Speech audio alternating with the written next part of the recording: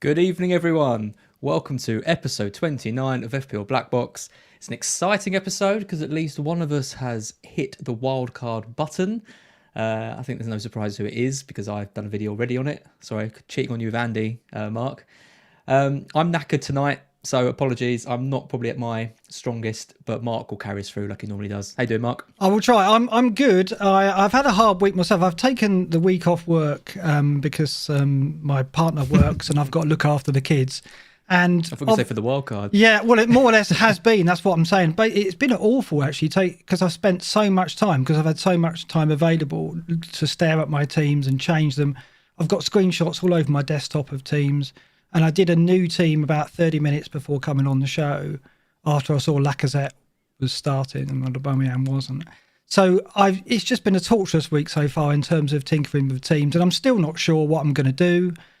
I think this process, doing this show will hopefully help resolve that conflict that's going on. I'm kind of 60-40 in favour of playing it now, but we'll see. I've got some views on your wildcard. I'm going to be quite forthright, I think, more so than Andy was. I've made one huge change since the one I did yesterday. Massive, season defining, I think. I don't think you have, because I've seen it and I saw the video last night. But yeah, I'm going to have some words about your wildcard and about your approach to it. So we're going to look at that. We're going to look at every position effectively: the keepers, defenders. I can't hear you, Mark. Oh, really?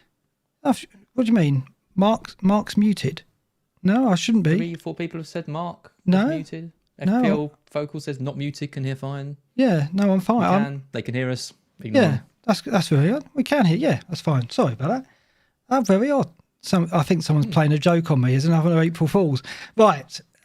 Sounds all good. Sounds all good. Sensitive. Don't do this to Mark. I know. God, dear. I mean, you played it on me last week. We'll edit that out for the podcast. Anyway, we're going to look at every position in tonight's show. And then I couldn't decide whether to look at your wildcard at the start of the show or at the end, because I know everyone's going to want to see it, but some people would have seen it already. But I think we'll leave it to the end and then we'll have a bit of a discussion about that. We'll do the captains, of course, predictions, all the usual stuff. Andy gave me no grief whatsoever on the show, and I'm a bit worried based on this build up as to what you're going to say about it.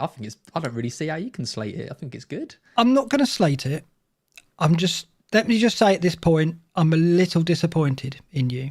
I see. Okay. Let's just leave it at that for now. There'll be more throughout the show. I don't think it'll be one sustained attack. It'll be several attacks as we go throughout the show, probably. Just to give you a great. Keep me on my toes. Attacks probably isn't the right word, but compared to Andy, it will be. Because Andy was like, "Oh, how very gracious of you to." I know. It was sycophantic almost. I know. It's quite nice. You're not going to get that here. But anyway, should we look back on our game weeks first? Because there was, of course, a game week. So talk us through your game week 29. Was it game week 30 rather? Sorry, I'm losing track. How did you do, Az? Yeah. Well, you have an amazing week where you think your season's going to, be lifted and it's going to, onward to the top 100k.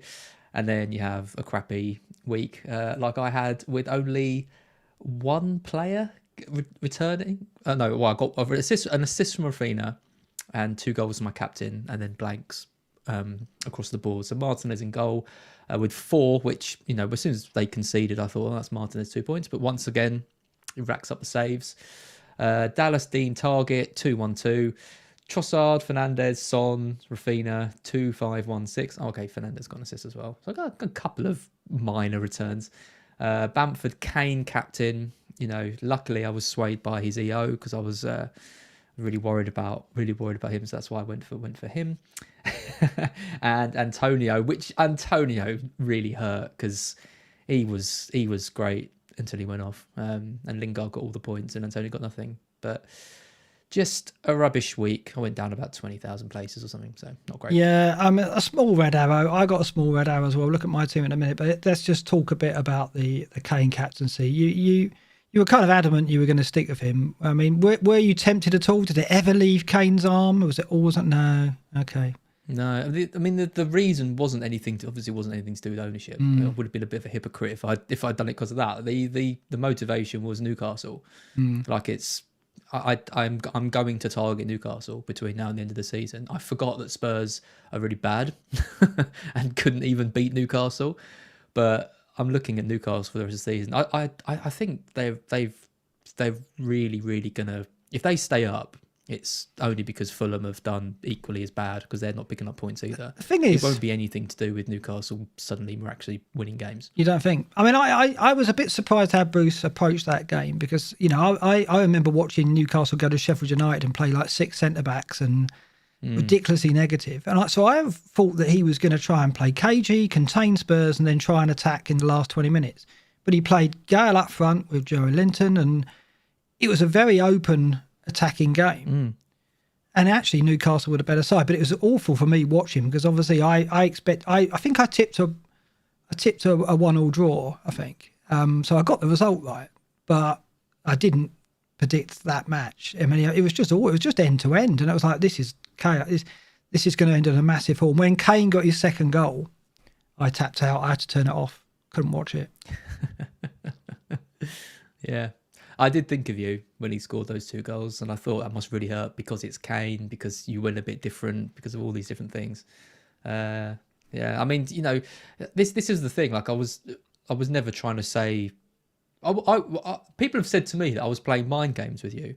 I don't think it's mind game to tell you to back yourself. Like, when you thought it was going to be a cagey game between Newcastle and Spurs, and you thought Leeds and Sheffield United was going to be a goal fest. So why wouldn't you captain the player in the goal fest rather than the cagey one? And now, of course, it's now everyone's like, oh, you should have gone stuck with EO, try to be different. Oh, it's like, oh, fuck off, everyone. I mean, this is it, though. It is exactly that. I did think that Leeds will get more than a couple of goals against Sheffield United. I was seeing 3 or 4. I think I tipped a 4-0. And I thought Spurs would get I thought Kane would return, but I thought Rafinha would get that haul that he'd been threatening. You know, you've got 1 double-figure return so far. That was at Newcastle, bizarrely.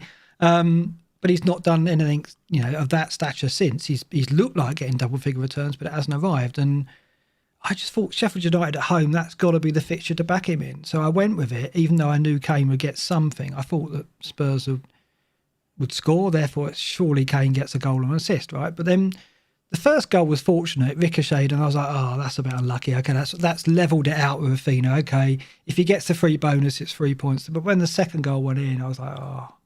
And it was actually close to offside, that as well. They didn't look at it, but it was like, fine margins. And obviously Rafinha, it was Jagielka who turned in the Harrison cross. It would have ran through to Rafinha, who hopefully would have scored. So it's just one of those things, though. But you're absolutely right. I felt like I had to back him, because that was the hunch I had. It wasn't you talking me into it at all. I didn't feel that. I knew it was a risk. I knew there was a risk there, but I didn't take a risk the previous week, because I knew that game week 30 for me, I had a strong lineup. I had a good team that looked like it was going to get a good score.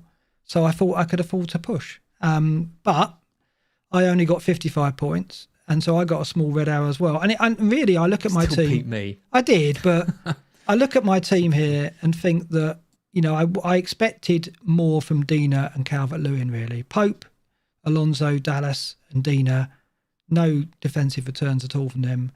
Rafinha, the captain, got me the assist, of course. Son, 1 point. Fernandes, an assist. Kane got me the 13. Bamford, 2. Calvert-Lewin, 2. Lingard, brilliant on Monday night. Saved my game week, right?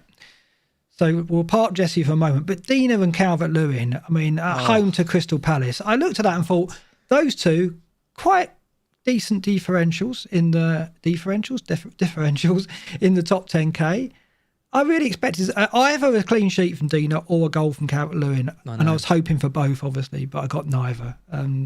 So frustrating. Calvert-Lewin was probably the player I was most worried about, given how many headed goals Palace concede. Yeah. You know, the results kind of suited them if they were going to push for the top 4. I thought they haven't been great at home, but I thought that is going to be. We both thought easy Everton. I think everyone did. They're just so wasteful. Richarlison and Calvert-Lewin. Oh my God, it must be. And being an Everton fan, like, you finally got this chance to really got this amazing manager in, got a good squad of players. You've got this chance to like break into the top 4 when it's up for grabs. And you put in a performance like that, where just your top players just don't convert their chances. I mean, Ancelotti must be tearing his hair out at that, because ridiculous 2 points dropped. Yeah, and it was a silly goal to give away as well. Dino looked like, I mean, I didn't look. I imagine he was in the bonus somewhere as well, because he'd set up some chances. So I was like, you know how you watch that and think, I don't want to look at the BPS, but judging by the form, he's put some crosses in. He set up a sitter for Charlison. I reckon he's in the bonus, and then of course the goal went in, and that was all academic. And Coleman goes off as well, so like the opposite number that always hurts as well when a defender goes off and it's not yours, and then they concede. Dean is dead to me. I thought he was going to be such a good option, and he's got me nothing in 8 weeks. Everton at home are awful, aren't they? Away from home they're a better package, but I don't know if I've got any patience anymore with them, which is one of the reasons why the wild card is so tempting, because I don't know if I can get my hopes up with Dino and Calvert-Lewin again, because if I didn't wildcard this week, I'd be taking them to Brighton away. And yeah, away from home, they are stronger, but I'd need something from them. And I don't know if I can rely on them, because Brighton are one of these teams that could do anything, as you know. So those two. So it wasn't really Rafinha and Kane that I felt let down by. It was those two. Because if those two had just got me a goal or a clean sheet, I'd have had a green arrow. But didn't happen. Alonso's funny though, isn't it? Oh, God. All the talk of Alonso going into that, so many people backed him, captaincies, you think, and I text you, I said, make sure you've got the soundbite of you last week saying this is about the most nailed-on clean sheet imaginable, and you've run out of time. You've got a week off work, couldn't even find the time. How convenient. Yeah, I've had plenty of time, but not quite enough time to find. I will. The thing is, there was a soundbite from you saying, effectively, you couldn't see it not being a clean sheet for Chelsea as well. Both of us, I'll find it, both of us committed to that being the safest clean sheet of the season so far. And it was an incredible match. It was the first one of the game week. And when that happened, with 5-2 happened, I was like, oh, what are we in for here with this game week? Alonso got the assist, didn't he, quite early? Hit the post. Hit the post again. This is going to be... This is it. This is this was obvious. All the signs were there, and it's just going to be a 15, 16 pointer. Like, if you'd offered me the chance right then, 4-point hit, bringing Alonso for any of my defence, I'd have bitten your hand off for it. But yeah, just West Brom just went into crazy mode. Just some of the goals they scored were just like absolutely outrageous. It was like they saved all their quality in the final third for that one game. Yeah, because I think I said on the episode, I said they've got no quality in the front of it whatsoever. They can't finish their chances. They create a few, but they were ruthless, weren't they? I just couldn't believe some of the goals they scored. I was like, what are we watching? They won't score here? Another goal all season. They've used up all of their juju in that one game. And Pereira, your man Pereira, a player that, by the way, you had in game week 1. He's going to crop up again later in the show, by the way. But how... 21, was it 21 point return? Incredible, wasn't it? 2 goals, 2 assists. People message me like, have you still got Pereira? It's like, well, no, obviously I haven't still What are the chances? If only. That would be pretty patient, wouldn't it? That would be. Yeah. It's not, like he was a player that I tipped at the start. He's, I got that tip from listening to like Planet FPL and Gemma Baggies and these guys, not my massive understanding of Championship football. But it's nice to see that he's started to do it at a time when it's probably a little bit too late, but it'd be interesting to see if he does kick on between now and the season. Could be an option. Yeah, there's Connor Richardson is in the chat saying as was 29 game weeks too early. That is ahead of the curve, isn't it? I mean, you want to be ahead of the curve as an FPL manager, but that is the curve hadn't even started taking off. One of my best moments of the season though was that goal he scored against Everton, like game week 2 or whatever it was. I just ran around the house like, yeah. Everyone was messaging me like, "As you're a genius." I was like, I know. Yeah, I didn't score again for about 20 weeks, but no, I'm taking the genius comment. That was a Calvert-Lewin hat-trick as well, wasn't it? Yeah, he was. Yeah, but yeah, West Brom incredible. I don't know what to expect from them from this point on. Whether that'll be a game that turns their season around, but you're predicting not. You're predicting revert to type now, are you? And struggling to score goals, right? Yeah, basically. But still a team to target, I think. But what of Chelsea? I mean, what do you make of that? Because there's people saying to me, I mean, obviously Chelsea are going to figure heavily in our wildcards, I expect. And a lot of people saying, well, they're going to concede goals now. That's. Do you buy that, or do you think that was a complete outlier? I mean, it depends what you believe. I mean, they had a man sent off. Like when the team goes down to 10 men, like all bets are off, aren't they? Kind of some teams adapt and do really well. Other teams kind of just completely crumble. There's, talks of like the arguments between Kepa and Rudiger and bad spirits between some of the players. I just think it's just a game that you just have to look at in isolation and just think this isn't going to happen again. I mean, it's that stat. I mentioned it before. No big chances conceded in 4 games. prior to West Brom. Like they're not going to suddenly start being a really bad defensive team. They kept a clean sheet immediately in Europe against an away match against Porto, which again is an amazing result for them. I expect them to stay solid. So I think people with two Chelsea defenders, you're fine. 3, I saw General had 3 Chelsea defenders. Oh, God, savage. Yeah, I mean it's unfortunate because he backed it before we'd even said it was the safest clean sheet. He'd done that before that, so he obviously felt the same. And I agreed. I looked on paper and I thought, well, there's no way Chelsea aren't going to keep a clean sheet, which is why I went Alonso, and it didn't come off. So, yeah, along with Dino and Cavallone, I guess Alonso was a disappointment, but he hit the post twice. He did his best in what was a complete freak of a game, wasn't it, really? But the good news, talking to General, the good news for you is you're out of the relegation places still, even though you got that red arrow in the Great and the Good League. You're ahead of Joe, Tom Freeman and Late Riser. So you're still fighting it out at the bottom, but looking okay. So whereas mid-table finish. Yeah, it could be in sight. And I've lost top spot to Fabio. Fabio's had a good couple of game weeks. He got a red arrow, the smallest I've ever seen, down 17 places. But he's gone above me by 2 points. So it's I'm fighting it out with Fabio and your friend Magnus, who is closing the gap on us. No, I haven't yet. No, but if he goes ahead of me, perhaps I should. But he is now, what was he, 21, 28 points behind? 38, season, isn't he, Magnus? 38 behind. He is. He's turning it round. 72 in the game week was an incredible score, given that he also captained Vafina. He still got 72 points. So, yeah, very, very strong showing by Magnus, who's gone above General in the Great and the Good League. Okay, let's... shall we start looking at some data? I think we're going to go to Ben Crellin's chart first. I wanted to check in with Ben Crellin's stuff because it'd be... we can't dismiss the fact that the season is still very much up in the air in terms of these double game weeks. I'm not going to go into detail with this because there's so many variables. I did think, I'll tell you what, I'll try and talk people through what could happen. And I went through Ben's threads and it's like, well, this is just Piccadilly Circus. You can't work it out. There's strands everywhere. So I think I'll keep it simple and say, basically, when the FA Cup finalists are known, which will be going into game week 33, then we'll expect some clarity on where the double game week is going to fall. And Ben says, it'll be either 35 or 37. It's looking likely to be 35. And the fact that the fans will be back in the stadiums for presumably the last 2 games, or for 2 games, means that there'll be a change between game week 36 and 37. The upshot of that is it's likely that game week 35 will have about 6 to 8 teams having 2 matches. So game week 35 is a double game week to look for.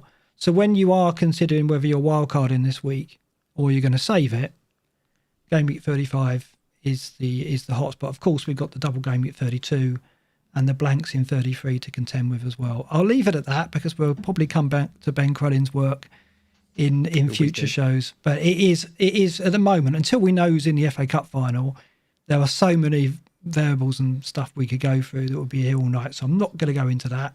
Instead, we're going to start looking at some data. I'm not going to spend too much time looking at this stuff either because we're going to drill into the wild card in a bit. But let's just check in with the top performing teams. We're looking at defences here first. Interesting, City are now back on top over Chelsea, thanks to West Brom's display at Stamford Bridge. So those two clearly out on top as the top defences in terms of minutes per XG conceded. Brighton still in third, United fourth, Liverpool, and then Leicester. What's interesting for me, what I've picked out in the last 4, is Liverpool's defence shows some signs of improvement. They're ranked third behind Chelsea and Brighton. And that's timed with the fact that people are looking at the likes of Trent, Alexander-Arnold, and even Nat Phillips as well. So, I mean, how's your confidence in Liverpool's defence at the moment? Shaky. Not going to lie. It's always nice when you see a team with a sort of a settled backline, and it's no surprise that they've struggled when they've had Henderson and Fabinho, and at least now they've got their 2 centre backs that look pretty nailed on with Phillips and Kabak. How good they are is a kind of another question. If the Real Madrid game's anything to go by, not that great. They're slow, aren't they? This is the thing. Like, this is the problem that they had against Real Madrid. Everyone's pressing like mad, and they're sort of playing quite high up the pitch. And then when they lose the ball, they can't get back as quick as like Van Dijk and Gomez because they're really, really fast. So it's like the system hasn't really changed, but they've now got in completely different centre backs. So I'm always a bit worried they're going to get done with a ball over the top, or I think it's going to be the direct teams that can cause damage against them. And the fixtures are good for Liverpool, and that also means they're playing some teams who like to play balls over the top. So I'm not completely sold on them, but I think with Trent, you've got pretty much a midfielder. His stats are as good as the likes of Fernandes and De Bruyne and Rafinha. He just looks good again. We did against Arsenal, less so good against Real Madrid. But I'm trying not to worry. I'm not trying to think too much about the Real Madrid game, because the fixtures aren't Real Madrid. The fixtures are like the run Liverpool have is what's telling me that I need to target them. So I'm looking at Trent as being attacking returns with some clean sheets maybe sprinkled in. I think he's going to get enough to warrant his price. Yeah, I don't know what's happened to Ben Davies. They signed Ben Davies from Preston. Yeah, I know. And he's not figured at all. And I just wonder whether he's going to be a factor rotating with Phillips and Kabak over the last few games. I don't know. I haven't heard anything. No signs of him at all. No, not at all. He's not even making the squad, is he? I'm not sure. Not sure. But yeah, that is an anomaly. And it does seem like Phillips and Kabak are the first choice now, clearly. And Fabinho's going to be in midfield from now on, and when Henderson returns as well. He's the key. I mean, he's the whole reason why their stats are up here, because you just watch him and he just does such an amazing job for that team. Like he just, without him, they're a shadow of themselves. So yeah, I'm not surprised to see him. You know, it's a settled back line, but it's also Fabinho coming in that's massive. It has. I think when they got Fabinho and Henderson in midfield, it makes a difference to the defence. And I think when they were playing at the back, it was just a weird setup, and they didn't look comfortable. So shoots of recovery for Liverpool, timed for us to look at the wild card. On the opposite end, though, you look at Arsenal and Spurs, again, two defences which are getting looked at with a wild card. I'm in particular looking at Arsenal's, and there may be a couple of players coming in for me. Spurs as well, because, you know, Son and Kane for game week 32, obviously, but people are perhaps considering Reguilon as an option, maybe Lloris as well, but they're really struggling, it seems, defensively, those two at the moment. So that is worrying if you're looking to invest in those. You got any Arsenal in your defence at the moment? No. Nah, I mean, you know, no clean sheet in 13 games in all competitions, like absolutely torn apart by Liverpool. A system which very much depends on the front six pressing players, and they don't do it. I just can't see them keeping. They've got a decent run of games. I just can't see them keeping clean sheets. I mean, Tierney was someone who I was actually a little bit tempted by. He's injured now. Like, you're looking at like Rob Holding at 4.2. You can't really go wrong with him because he's so cheap. But there's you know, when you've got like Rudiger at 4.7 or Cody at 4.8 or, you know, Soufal 4.6, there's just plenty of players that I'd just rather have in my side than an Arsenal defender. I don't trust them at all. Okay, well, that's going to make for an interesting chat later on then. A few clues there. Also, Sheffield United right at the bottom, perhaps not surprisingly. But I was just looking up to say, where's West Brom? Look, West Brom are in, 7th place over the last four defensively. So they've conceded, XG conceded every 75.2 minutes based on the last 4 game weeks, which is pretty incredible given, you know, they were at Chelsea last time out. So for them, not only have they just scored 5 goals at Stamford Bridge, their defence is looking like it's becoming more solid as well over the recent weeks. So maybe there is a chance, and maybe they could actually provide us with a couple of players to consider. I mean, also though, you look at all the teams below them, and they're all terrible, like defensively. Like Leeds, Southampton, Fulham, Villa, Wolves, Arsenal, Newcastle, West Ham, Spurs, Palace, Burnley, Sheffield. Like, they're all like, I don't know. There's no apart from Chelsea and City. I don't trust any of them. It's crazy. Well, that's my wildcard defence you've just described there, basically, more or less. No, we'll see that in a minute. Let's look at attacking figures. Again, not surprisingly, Man City well out on top. Liverpool second, United third over the season this is. Over the last 4 matches, City the top attack. Interesting to see Spurs minutes per XG 48.1 based on the last 4 matches. So, yeah, they're a funny team, Spurs, because they went through that spell where they weren't offering anything in attack at all, playing within themselves. We were wondering whether Mourinho's tactics were a factor. Now, all of a sudden, they're looking much more a potent force, and they've got Son back, of course, Bale out of the team, but Kane is the factor. Does it make you want to go 3 Spurs players for the Gameweek 32 and consider Mora, or were you happy with just the Son and Kane? I'm not even happy with Son, to be honest. I'm happy with Kane. He's doing all right. Are you not? Son is very reluctant. I'm only gonna probably be having Son because of that double. These stats are interesting. I wouldn't have thought that Spurs would be second over the last 4 games, especially not based on what I've seen. I mean, the Newcastle game was quite open.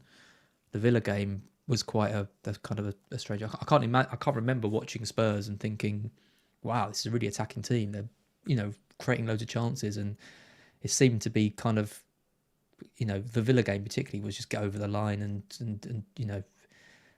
get the points, and that's it. Newcastle, I think, is probably inflating this a little bit, but yeah, they seem to be a better team with Bale out again, which is annoying for a lot of people who bought him, but also because I did really want him to be a kind of factor. But it looks like now he's just going to see out his last few weeks and back to Madrid, get a big move to China probably, and that's Bale done. This was his chance, wasn't it, to really show his shame, isn't it?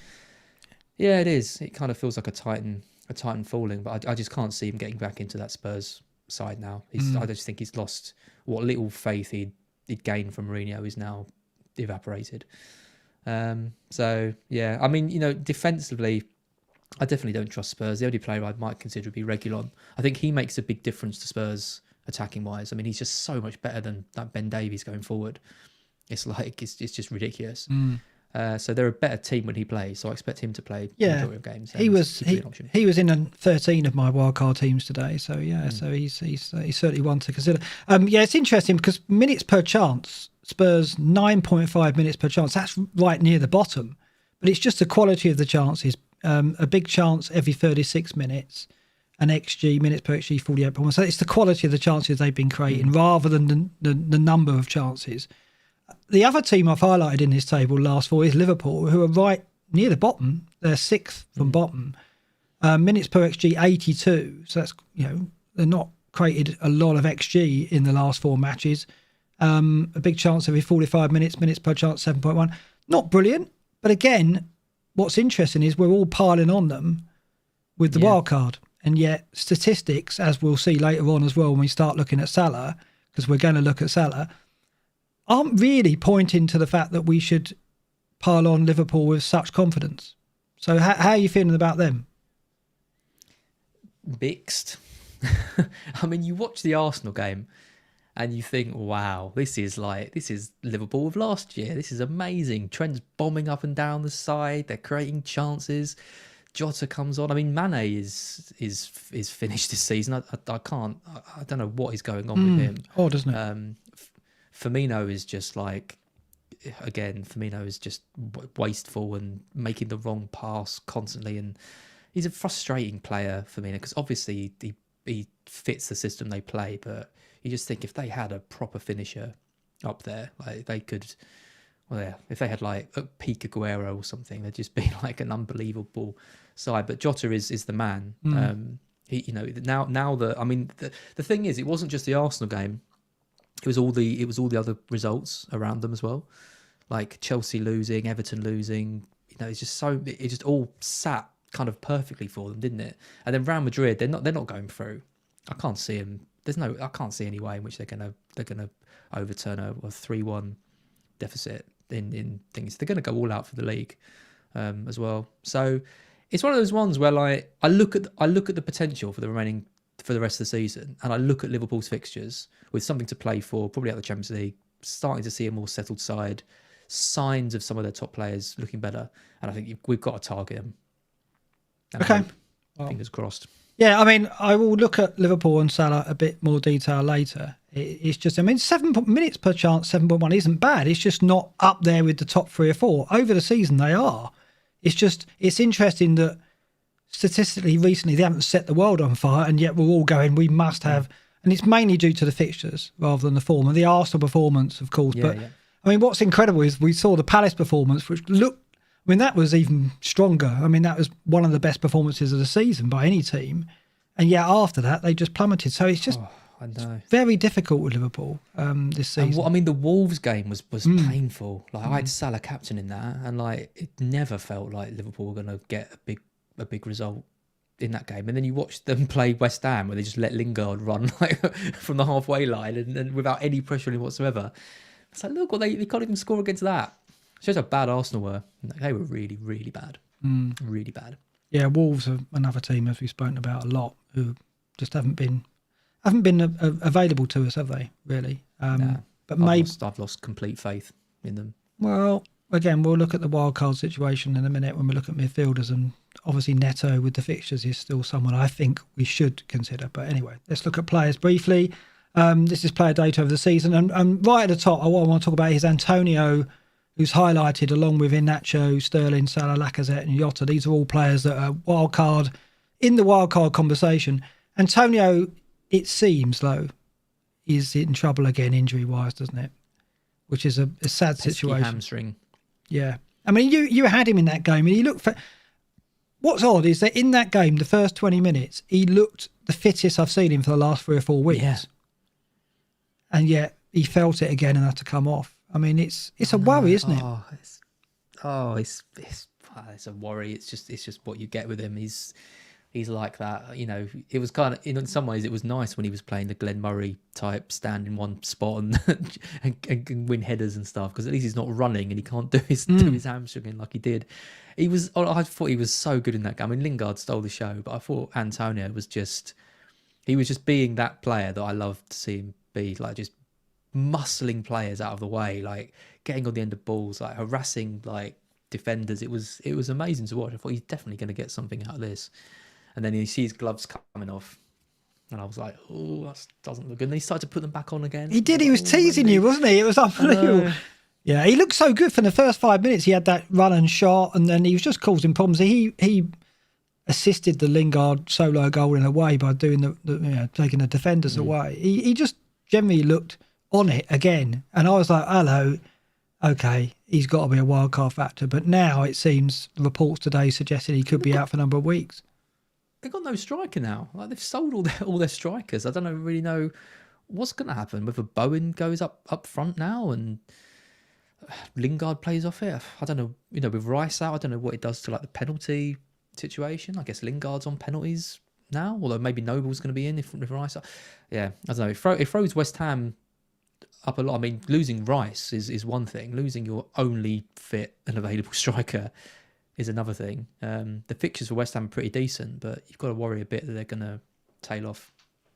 So what do you think about the absence of Antonio and what it means for Lingard? Because he's a player that I'm currently looking at and going, do I hold him if I play the wild card now, or do I actually try and be different, given that the tide of ownership has gone his way recently, and say this is the time to cut my losses? But I find it very difficult to know how it's going to affect him, because like you say, he could be almost like up front with Bowen, right? And alternating in a fluid front three, maybe with Fornells, Benrahma and Bowen. Yeah, I mean, we're yet to see what Moyes is going to pull out now that Antonio is out. Bowen will probably start up front, but I imagine it will be quite fluid.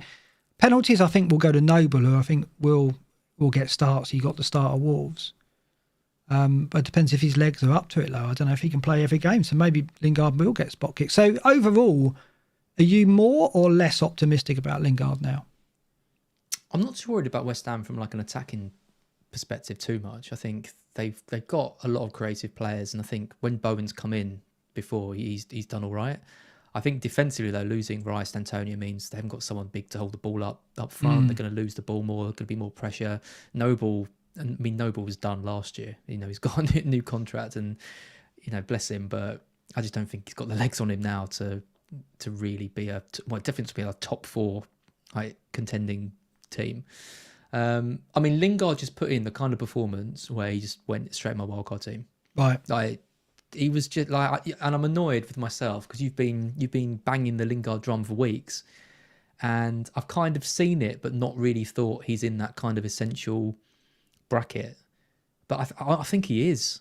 I just wouldn't back against him. The form and confidence he's got, like he's honestly he's unplayable in when he does things like that. And Wolves made it quite easy for him at times, but other times he was just like skipping like past players. It was like it's incredible. I just can't see him suddenly drying up. I think he's just going to keep delivering points, and he's cheap. I get it, but I am starting to think, well, you know, the loss of Rice and Antonio, they're two major players, arguably two of their top 3 or 4 players, right?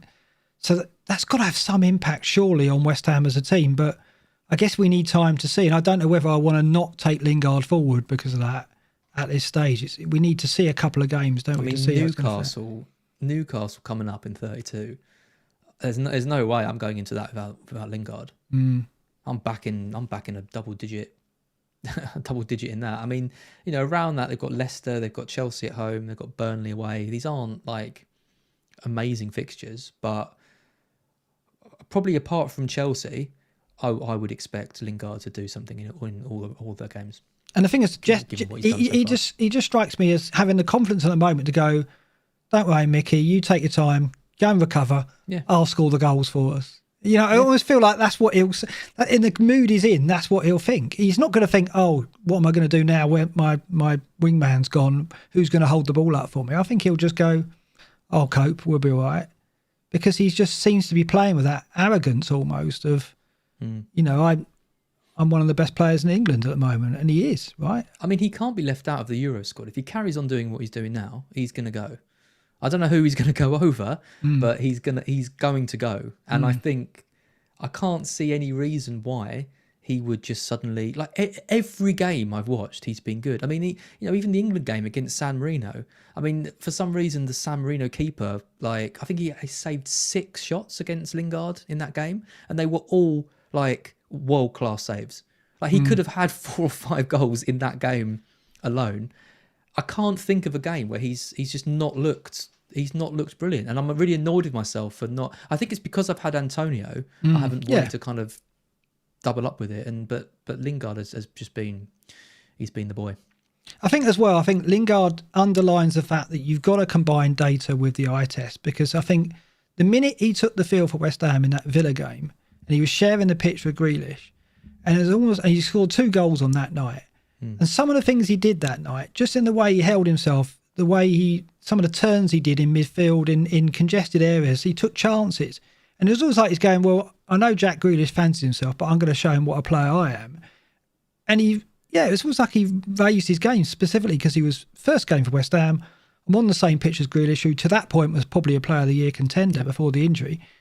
And the confidence he showed, you can't look at a data table or stats and go and see that. You've got to watch it. And when you saw that, I immediately thought, hello, this is obviously the 2 goals helped, but you just his general performance and the confidence he showed, and it's just carried on.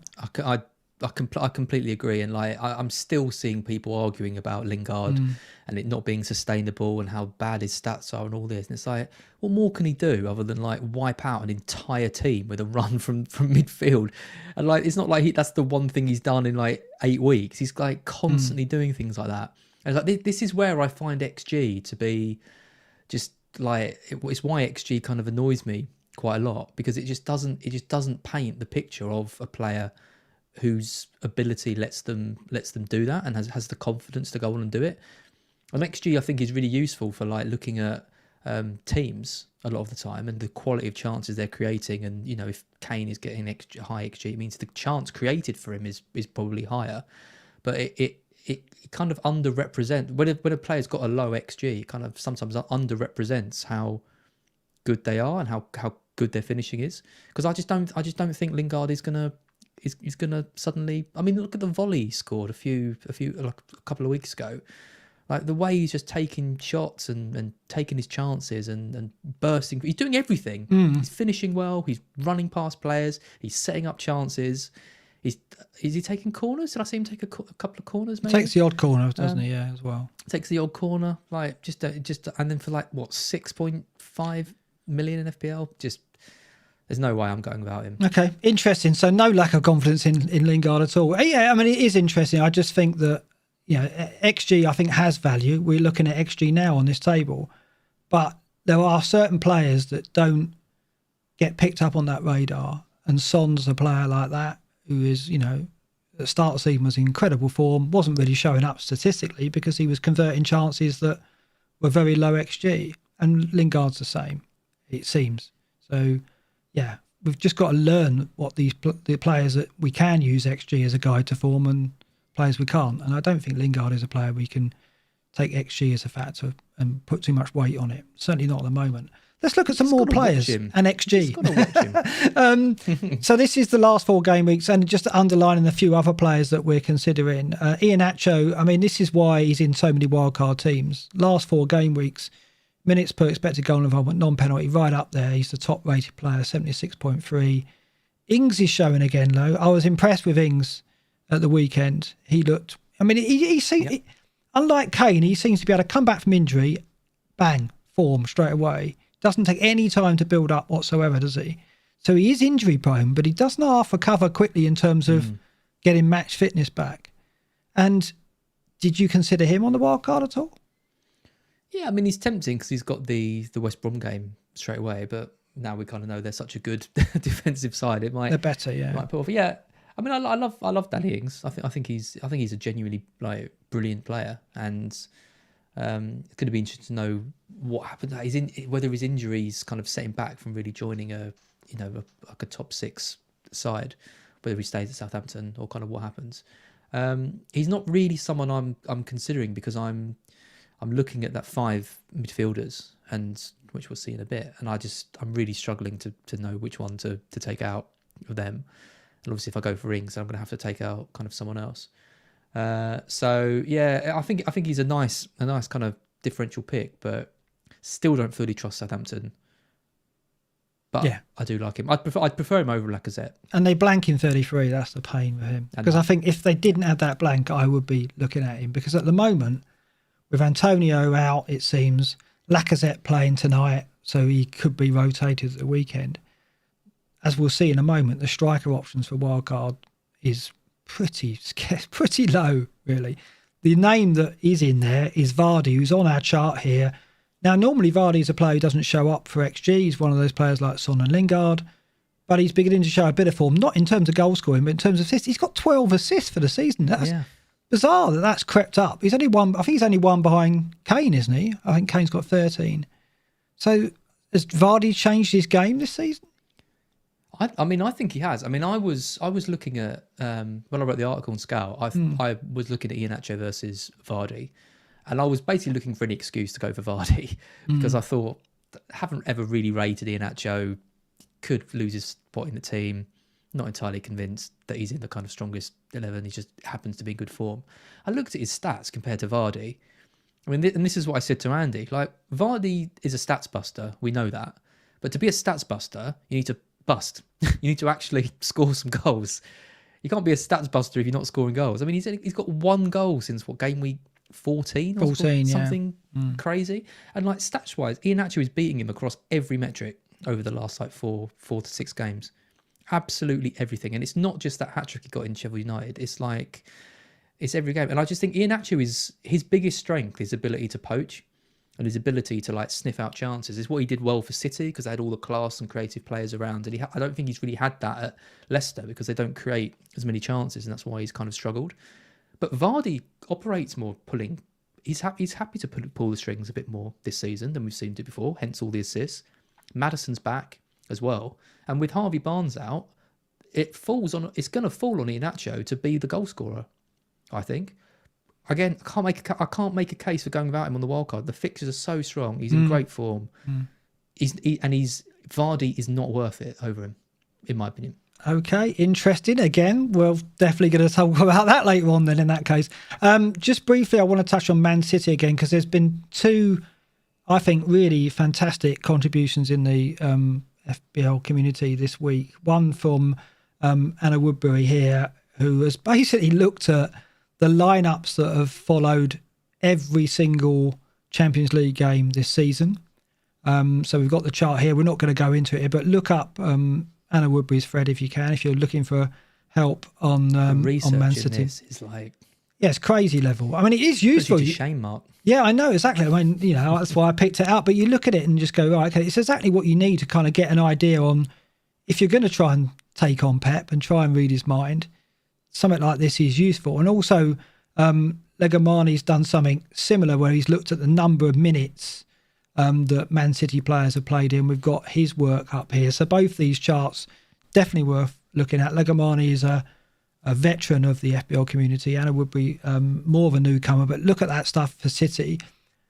I noticed there's no City players in your wildcard. And that's one of the reasons why I'm disappointed, but we'll talk about that again later. We're going to catch a lot later. But what was your feeling about Man City then? Are you just not going there at all? You just, even though they've got the Leeds game, you just weren't tempted at all? I said this to Andy. I could sit here and I could make a case for 3 City. I can make a case for 2, 1, 0. I think there isn't a right answer, in my opinion. I think, we all know they've got the biggest upside of any players in the game. I think of like Gundogan, if he plays, and I'm going to be worried every week if not owning him. De Bruyne hasn't really done anything amazing like this season, not for like a sustained period. I mean, again, against Leicester, best player on the pitch, blank. Like it's, he's a lot of money. And the thing is with City, like rotation when they've won the league is one thing. Rotation when they won the league and they've got the Champions League and they've got an FA Cup semi-final and they've got a Carabao Cup final. Like you are just never going to know who plays. And I think there are enough good options that I would rather have them knowing they're going to play each week than have to risk, 20 minutes, 60 minutes, not playing at all, getting Vidra off my bench. So I'm going without any of them. I can't help but think, though, that if you can navigate the final game weeks and be successful in reading Pep's selection, there is an upside to be found. It's a dangerous game. It is a dangerous game, but I think there's got to be an upside to it. And I'm not saying heavy. I'm not saying go 3 City players for the rest of the season, but there is no doubt when we look at these next 8-9 games weeks, I think there'll be 1 or 2 City players in there in terms of the top scorers. We don't know who that will be, but there will be. And if you can hit them, that's the problem. Yeah, I know. Of course it is. Problem, though. Yeah, but we don't know. You can't even look at Salah and go, he's definitely going to be one of the top scorers. You can't be certain of anything, right? But I do think City aren't going to disappear as a force, even though there's going to be rotation. Defensively and in attacking terms, their players will still be factors. They'll still score points. It's just not many managers will own them, and that in itself is an interesting thing. Yeah, I think like Diaz versus Trent is a kind of like. Diaz is still a really good pick because I think we've seen that he plays the majority of games, and I think like going for Trent does scream a bit. Look at me, I'm being different. I need to get someone in who like that. Whereas Diaz is probably just going to tick along quite nicely. But like looking at De Bruyne versus Salah with the fixtures Liverpool have got, and the fixtures that City have got to like come in different competitions, or looking at like Gundogan versus Jota. And then who else is there really like attacking wise? Like you could go for someone like Mahrez, or Aguero was someone that I was really considering because when I was thinking about Vardy, I was thinking start with Aguero for Leeds because I think he might probably play in that one, and then switch him to Vardy kind of the week after, and I quite like that plan. But yeah, now I'm going with Iheanacho. It's kind of now I'm going with Iheanacho and Salah kind of ruin that, but. Yeah, I don't know. I would just rather have Jota and I could make a good case now for going De Bruyne and Gundogan over Jota and Salah if I wanted to. Okay, but I'm not going to because I'd rather have Salah and Jota. I think. Okay, fine. Let's pick up the pace and start looking at some wildcard players. We're going to look at your team later, but I'm just looked at each of the players that have been in the conversation in each position. Just to bring up their fixtures, but also some of the key stats. So we're looking at keepers first. This is what's stressing me out the most. The goalkeeper position, because you've got Martinez, haven't you? Right, you've kept him. Now he's top here in terms of minutes per point, in terms of the keepers that are being discussed. And we've got Martinez, Mendy, Pope, Ederson, Meslier, Lloris, Fabianski, Schmeichel, Sanchez, Ariola, Leno, Forster, Patricio, and Johnston. Now some of those names aren't even being discussed, but I think they should be. Martinez, in terms of minutes per point, 16.8 is the top rated keeper, and that's who you're sticking with. Why is it stressing you out? Is it just the fixtures? Well, I'm sticking with him for now. It's the fixtures. They've got their run of fixtures is absolutely awful. Like it's like the worst like in the league, and it's at a time when they haven't been keeping clean sheets as well. Like they've gone from that team who you're kind of surprised when they're conceding to now you expect it, and that's never nice when you've got a goalkeeper. And that's why Pope has to me always been like probably the best goalkeeper we've ever had in the entire game, because a lot of the time Burnley don't ever look like they're going to concede a goal, especially in some of their like easy home games. Whereas I just don't have that feeling with Martinez anymore. But then I look at the options. I look at like Mendy, and I think it's 6 points or 2. There's no massive upside with him. Martinez could get a 11, 12 pointer, but you're never going to get that with Mendy, I don't think. No. He got 10 against United, but the rest of the time he makes so few saves. I think he's one of the bottom playing goalkeepers for saves made all season. Well, it's got it here. Minutes per save, 48.9. There you go. That is easily the worst in our table here. Yeah. So amongst the keepers being considered, actually Ederson's worst, 52.9. So those two miles out in terms of saves. They don't get to make saves because their defences keep them protected. Yeah. I mean, Ederson is tempting. He's the one that, I'd want if I had the cash to do it. But he's like 6.1 is restrictive, and like you mentioned last week, you would have to probably get in another keeper to cover that 33 games. You're looking at well over 10.5 million for a goalkeeper pairing, which is a lot. I mean, I've ruled out Leno. I just don't know what his saves are rubbish. Arsenal don't keep clean sheets. They've lost like Louise. They've lost Tierney now. The front six don't press. No way. He's not on my reckoning. The only other one I'm thinking of is between Martinez, Mendy, and Fabianski. They're the three. Interesting. They're the three I'm looking at. If West Ham still had Rice, I think I'd make the switch to Fabianski. The fact that they don't have Rice now is a concern. And everyone seems to be going one keeper plus Forster. Right, that's what I've seen. Yeah, because Forster has the double game week. We know he's going to have one, right? Because they've got a fixture to make up. He blanks in 33. Which is very annoying because I was looking at Lloris and Forster, and you can't do it because you have no keeper for 33. Otherwise, that would probably be my pairing of choice. But you have technically got the second game in the double. So if you just kind of looked at it like the second game is replacing the other game, if you're only worried about rank, then it doesn't matter, does it really? No, but it feels wrong to go into a game without a keeper. Yeah. So Mendy and Forster it seems the overwhelming favourite pairing, and no one seems to be, from what I've seen in the community, no one's favouring rotation. I was looking at Leno and Lloris, which works really well, but it's expensive, isn't it? Because you're putting in over 10.5 million in your keepers then, which is too much. So you're definitely looking at 1 plus Forster as well, then, are you? I mean, Lloris Sanchez works because Sanchez covers not just covers him in 33, also has a Sheffield United game. Yeah. So that works nicely. I think like I've been burnt before, and you were burnt earlier in the season by trying to be too clever with goalkeepers. And I remember taking Pope out a few years ago. Pope had a similar run to what Martinez had.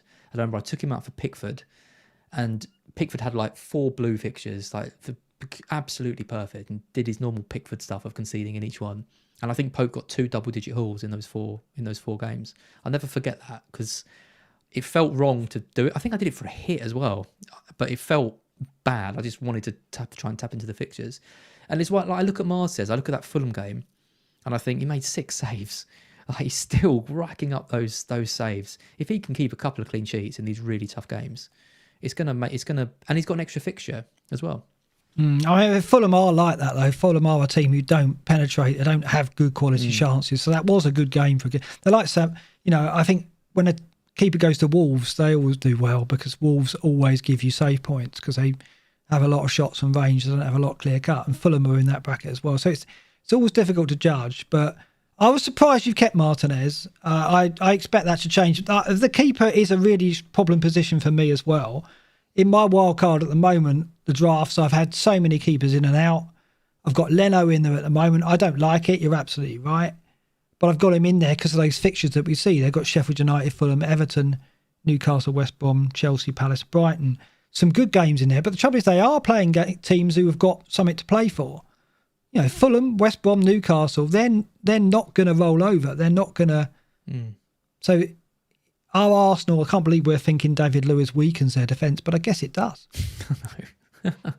Yeah, I mean, you always could be Rob Holding and Pablo Mari. I mean, Tierney as well. I just think he's been the shining light for them this season, along with like Smith Rowe and Saka and these kind of players. You know, I look at Willian and just think, oh God, you know, Aubameyang, that massive contract he's on now, and like, you know, you can tell. You know, if you gave Arteta a blank slate and said, you know, which players you want to keep, I reckon there's probably about 4 players that he actually want to go forward with. So yeah, no, I'm just not interested in Arsenal. I mean, Wolves as well. Wolves second in the fixture. Loads of people are going for Cody and Sace. Rui Patricio is having a bad season again, so you've just got to hope that he can keep a clean sheet. But he's someone that I'm also thinking of. I just don't see the save points coming with him because he can't seem to save anything at the moment. Yeah, so can you say with some certainty your goalkeeper will change before the deadline? I don't know who's going to be. Right. It's probably between... Well, it's between Martinez, Patricio and Mendy. Right. Mendy seems really dull. Oh, God, yeah. Well, that hasn't stopped you with the rest of the team. Right, so we'll move on to the defence. The defence. So what I've done here is I've highlighted the top 4 players in each of the stats that we're looking at. We're looking at minutes per touch in the box, minutes per shot, minutes per expected goal involvement, minutes per chance created, minutes per baseline BPS, and minutes per points. And then I've highlighted the players.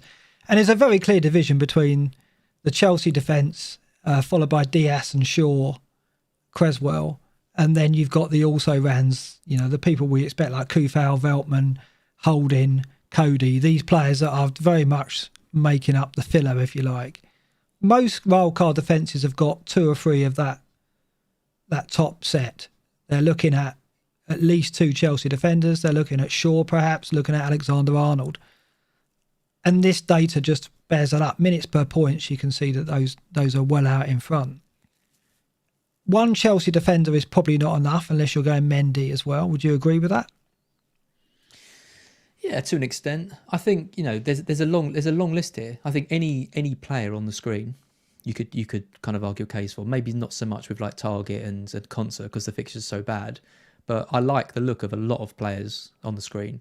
You know, going down to the bottom, you've got the likes of like Castagna. Cody's there. Holding's a good price, even though I don't fully trust them. Like Soufal's still there. Says like there's a lot of good players on this list, and like any of them kind of fit a template. I think you could see 3 entirely different defences here and be like, oh, that's very template, because you know they're divided, aren't they, against different people's teams. Like we see a lot of them on Twitter because you know, people have gone slightly different with the defence, and it's kind of a way that you can differentiate, but also not, because loads of people have kind of got the same players. Yeah, I think 2 Chelsea defenders is the way to go though. I think just because the stats are so like unbelievably good and their prices are good as well. I mean, even someone like Christensen, I mean, he's the same price as Rudiger. He's someone who I don't see in any teams pretty much, but I'd say he's going to play the majority of games too. Rudiger's still Rudiger. Why is Rudiger now like maybe the best option at 4.7? It seems crazy, but James is on there as well. James is someone who I've got. You can't say it's tempting. No, I like the Reece James pick, and I've got him in my teams at the moment, and it's interesting. Oh, what? No. Yeah, it's quite interesting because I made a wildcard team before I watched the stream of Andy, and it was almost identical to what you picked. And that made me go, oh, that's just no good. I can't do that. So we'll talk about that later. But yeah, Reece James and Alexander-Arnold are in the top 4 for 5 of our key indicators here. So those 2 players for me encapsulate what I want for my defenders. They have got attacking routes for points as well as the potential for clean sheets. So that is why for me, those 2 have to be in my wildcard when I play it, whether it be this week or later. I want those two in there for that very reason. So I'm fully behind the Reece James pick, because I also feel that, I don't see his place under real threat. I just don't see an alternative. I don't think he's going to play Aspilicueta there. There's not an alternative position, is there? No, this is why I like him. I mean, Alonso and Chilwell are just going to battle it out all season. I don't know who first choice is between them. I think it probably still is Alonso, but then Chilwell started in the Champions League, and Alonso was quite poor against West Brom defensively speaking. I mean, attacking wise, we all know what he kind of offers.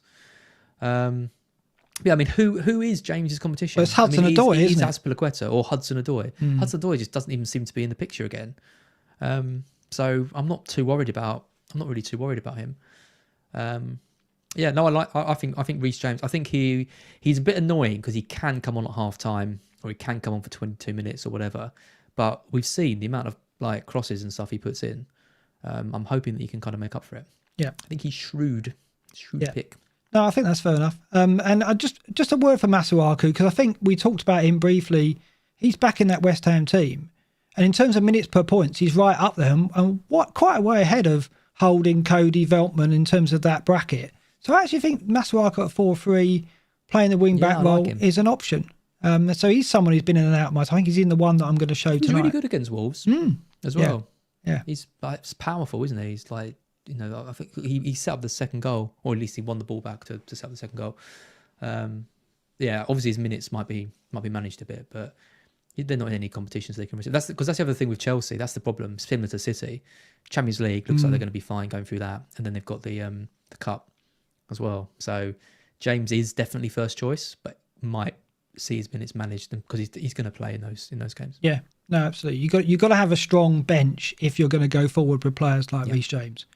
That's for sure, and that is where Veltman, Masuaku, and Holding come in, and Cody. They're cheap, and they're going to play. So I mean, I think Masuaku at 4-3 is a better option, a slightly more exciting option than Dawson. Dawson at 4-5 offers the goal threat from set pieces, but I like Masuaku's contribution to all-round play. Midfielders, this is the one area where it's very, very tricky, right? And this is the one area I have a problem with mainly across all my teams. I keep changing this because there are some obvious candidates: Fernandes, Jota, Salah. Then you've got Lingard's form.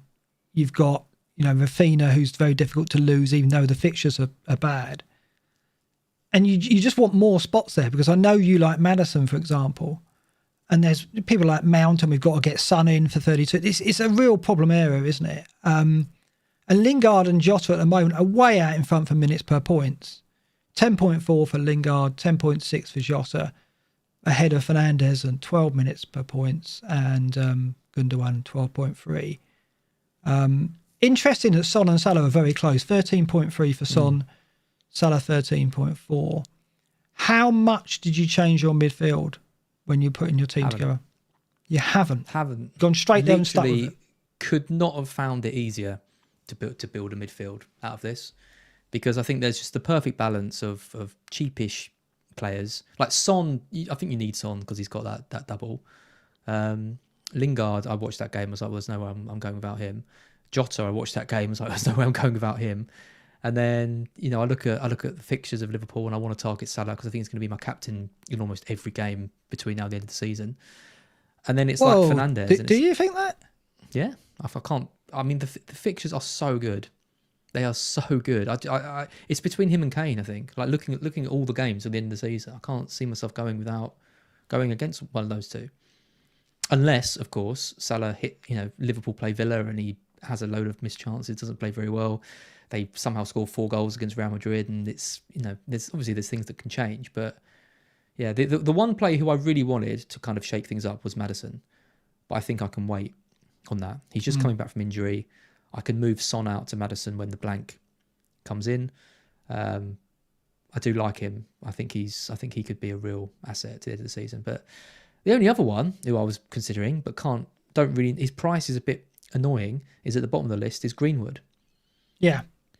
Because with Martial out, he's now going to maybe be the player. He's playing up front as well when Cavani doesn't play. But 7 million is awkward. It's an awkward price because he's more than like Lingard and Rafinha and players, less than like Son. I mean, he's someone who I think we could potentially move down to from Son, especially because they've got that Burnley match coming up, haven't they? United. Or is that next week? Or is that the week after? Yeah, United have got Burnley. Yeah, Gameweek 32. Yeah, it's on the ticker there. Yeah. Okay, so that's the double week. So you're not going to take Son out from there. Yeah, but Greenwood. I mean, Greenwood end of last season, Greenwood was 4.5 million striker, and he sort of turned my season around. Him and a few other people, and he looks quite sharp again. I mean, Neville wants to take him to the Euros. You see that? It's almost like he's a bit biased. No, it definitely is. I mean, I think Greenwood, like many players, are trying to get into that squad. I think it's going to be too much of a stretch for him. But I think that he's interesting, yeah. But I think the problem I have with the midfield is you look at the fact that you said you didn't have any trouble with picking your midfield. This is the one area of our teams with the wildcard where you can seek out something different.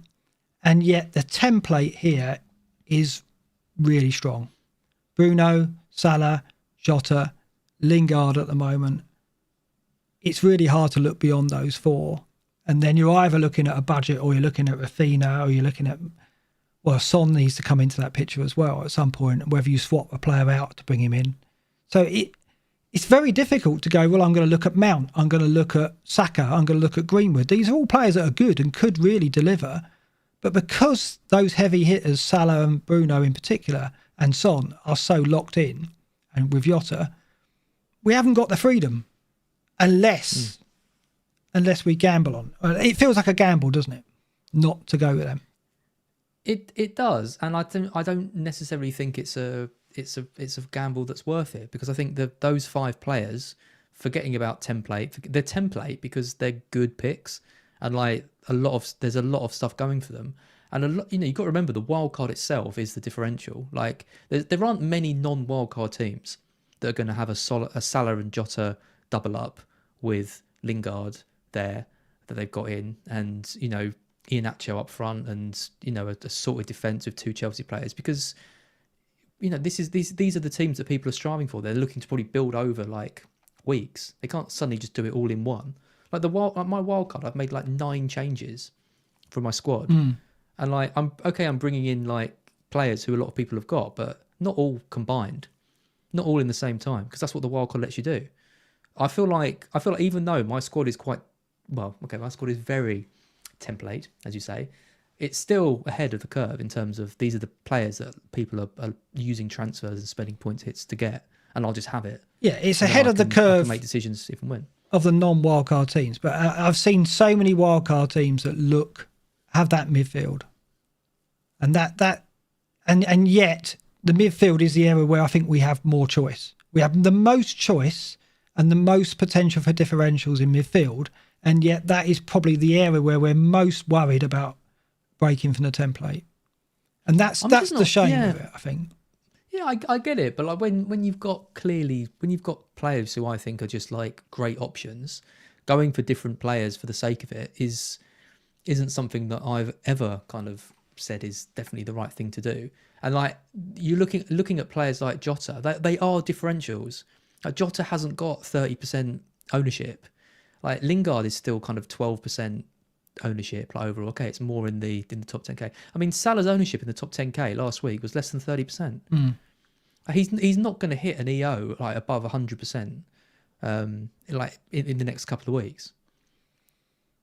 I think he will, buddy. I mean, I look at Salah, and you talk about the captaincy. I certainly see the captaincy for the final 3 game weeks: West Brom, Burnley, Palace.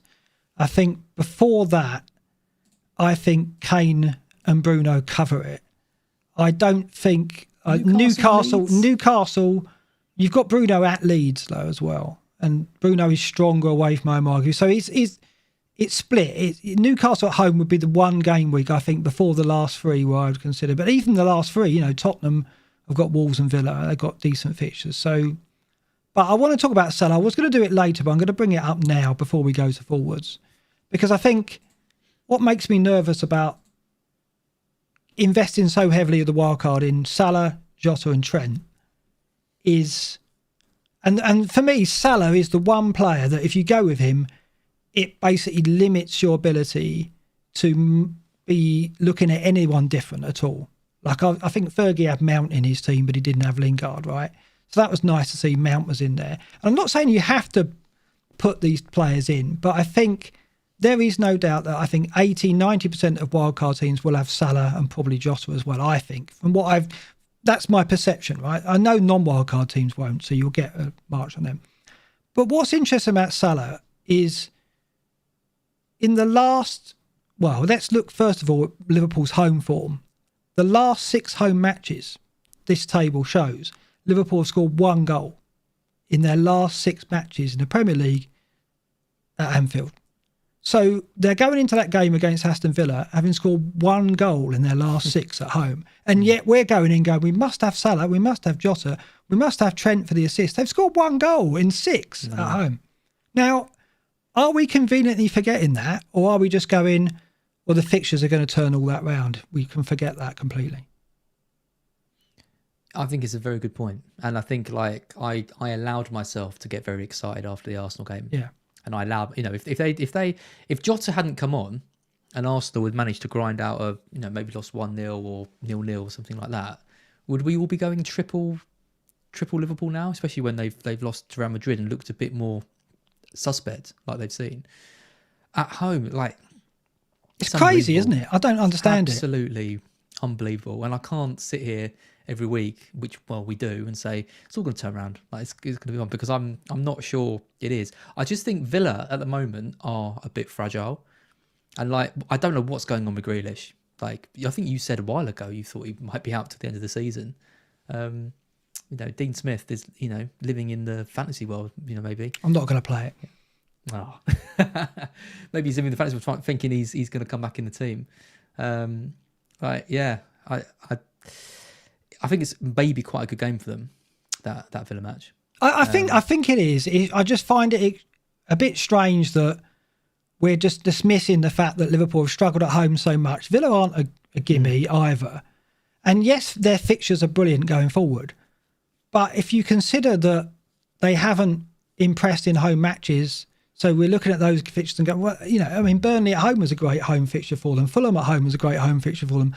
They didn't do it. Are they over all that just on the basis of their performance at Arsenal? I don't know. Can I just read you these fixtures? Because we can have a look at them, right? This is Liverpool at top of the attacking ticker. There they are. So read them out. They're there, right, for all to see. I will read about Villa at home. Okay, maybe the home. Maybe let's not go for the. I'll just read out the fixtures. Villa, Leeds, Newcastle, Man United. Okay, tough. Southampton, West Brom, Burnley, Palace. Yes, the last 3 I think are very, very strong. I think it's Southampton as well, because they're safe. They've got nothing to play for. I think it's Newcastle because they're the worst team in the league. Leeds are safe. Villa are vulnerable. It's literally only that United game. I think they will get goals in all of these games. But they've only got 1 in their last 6 at home. So we would have thought that of those last 6 matches as well, right? So I'm just saying that it seems like we've ripped up all the evidence on the basis of 3-0 at Arsenal and the fact that Salah looks a bit more lively. I've heard a lot of that this week. Oh, Salah looks on it. Yeah, he scored at Arsenal and he scored at Madrid, but he also scored 2 off the bench in 20 minutes at Palace and then did absolutely nothing for weeks. So I completely agree with you. I completely agree that you could. I think Jota is in. I don't think there's any real argument you can make to say don't go with Jota because he looks to be the brightest. Well, it's the value as well, right? It's the value. Yeah, it is. Yeah, and like this is what I said. I think like you could make a case for De Bruyne over Salah. I think you could go for Vardy if you kind of wanted to, even though his stats aren't amazing. I think there are options for Salah. Trent as well, like Diaz. If you're going for Trent over Diaz, maybe that's not the best thing to do. Like it's the potential for me because the Salah is to me is the captaincy, which I think looking at the fixtures, he's the top goal scorer in the league. I know he's gone on some bad runs, but like he's still going to want to get that golden boot. They're still pushing for the top 4. They've got loads of they need to get top 4. Otherwise, it is a complete like disaster of a season. So I'm backing Salah to finish the season strongly. So he's in my team. Like, there's no, I can see why people would agree with you and go for someone else, but for me, he's in. But you're backing him on the basis of the fixtures and his previous reputation, because there's no doubt, based on the data we've seen recently, he's not worth 12.6 million or whatever he is now, right? Because the table underneath this one here, I went back to when those 6 home games started, game week 19. So game week 19, the table below shows that Salah scored 57 points since game week 19 to this date. And there's players above him, like Trossard, Harrison. Harrison scored 57 points as well. Rashford scored 58. Lingard 68. Pereira has scored 77 points since game week 19. So my point is that by going Salah, we're restricting what else we can look at in midfield. And there's every chance there will be cheaper players who outscore Salah over this final run. And the only evidence to suggest that won't be the case is the ticker, which shows good fixtures. Because the stats show that could be the case. But the fixtures suggest that Salah and Liverpool will fly. But anyway, two things. One, like the whole form and fixtures debate, fixtures often breed form. And that's always something that we have to look at. Yeah. The fixtures haven't been amazing for Liverpool. That's why they're so good now. So, like Wolves away should be a tough game. I backed Salah in that game and it wasn't, and Liverpool struggled, but like it should be. It kind of hasn't been, but it kind of should be. Like the games they've had have been, a lot of the time have been quite tough. The biggest thing though, and you said this about Hayden when he left for Newcastle, what the stats don't tell you is all the context things around Liverpool.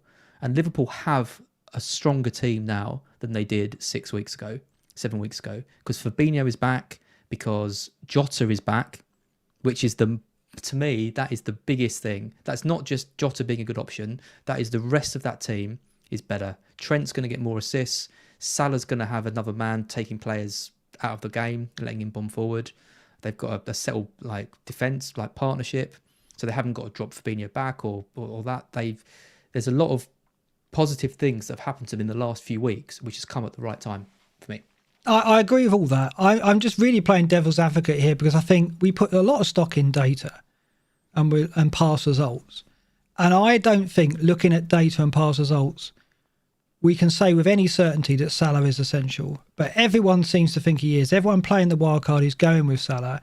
And I think by doing that, if you're brave enough to ignore it, and I've set a team up, which I'm going to show you, which has deliberately done that, I may well go with Salah, right? I mean, I've had teams of Salah in the last couple of days.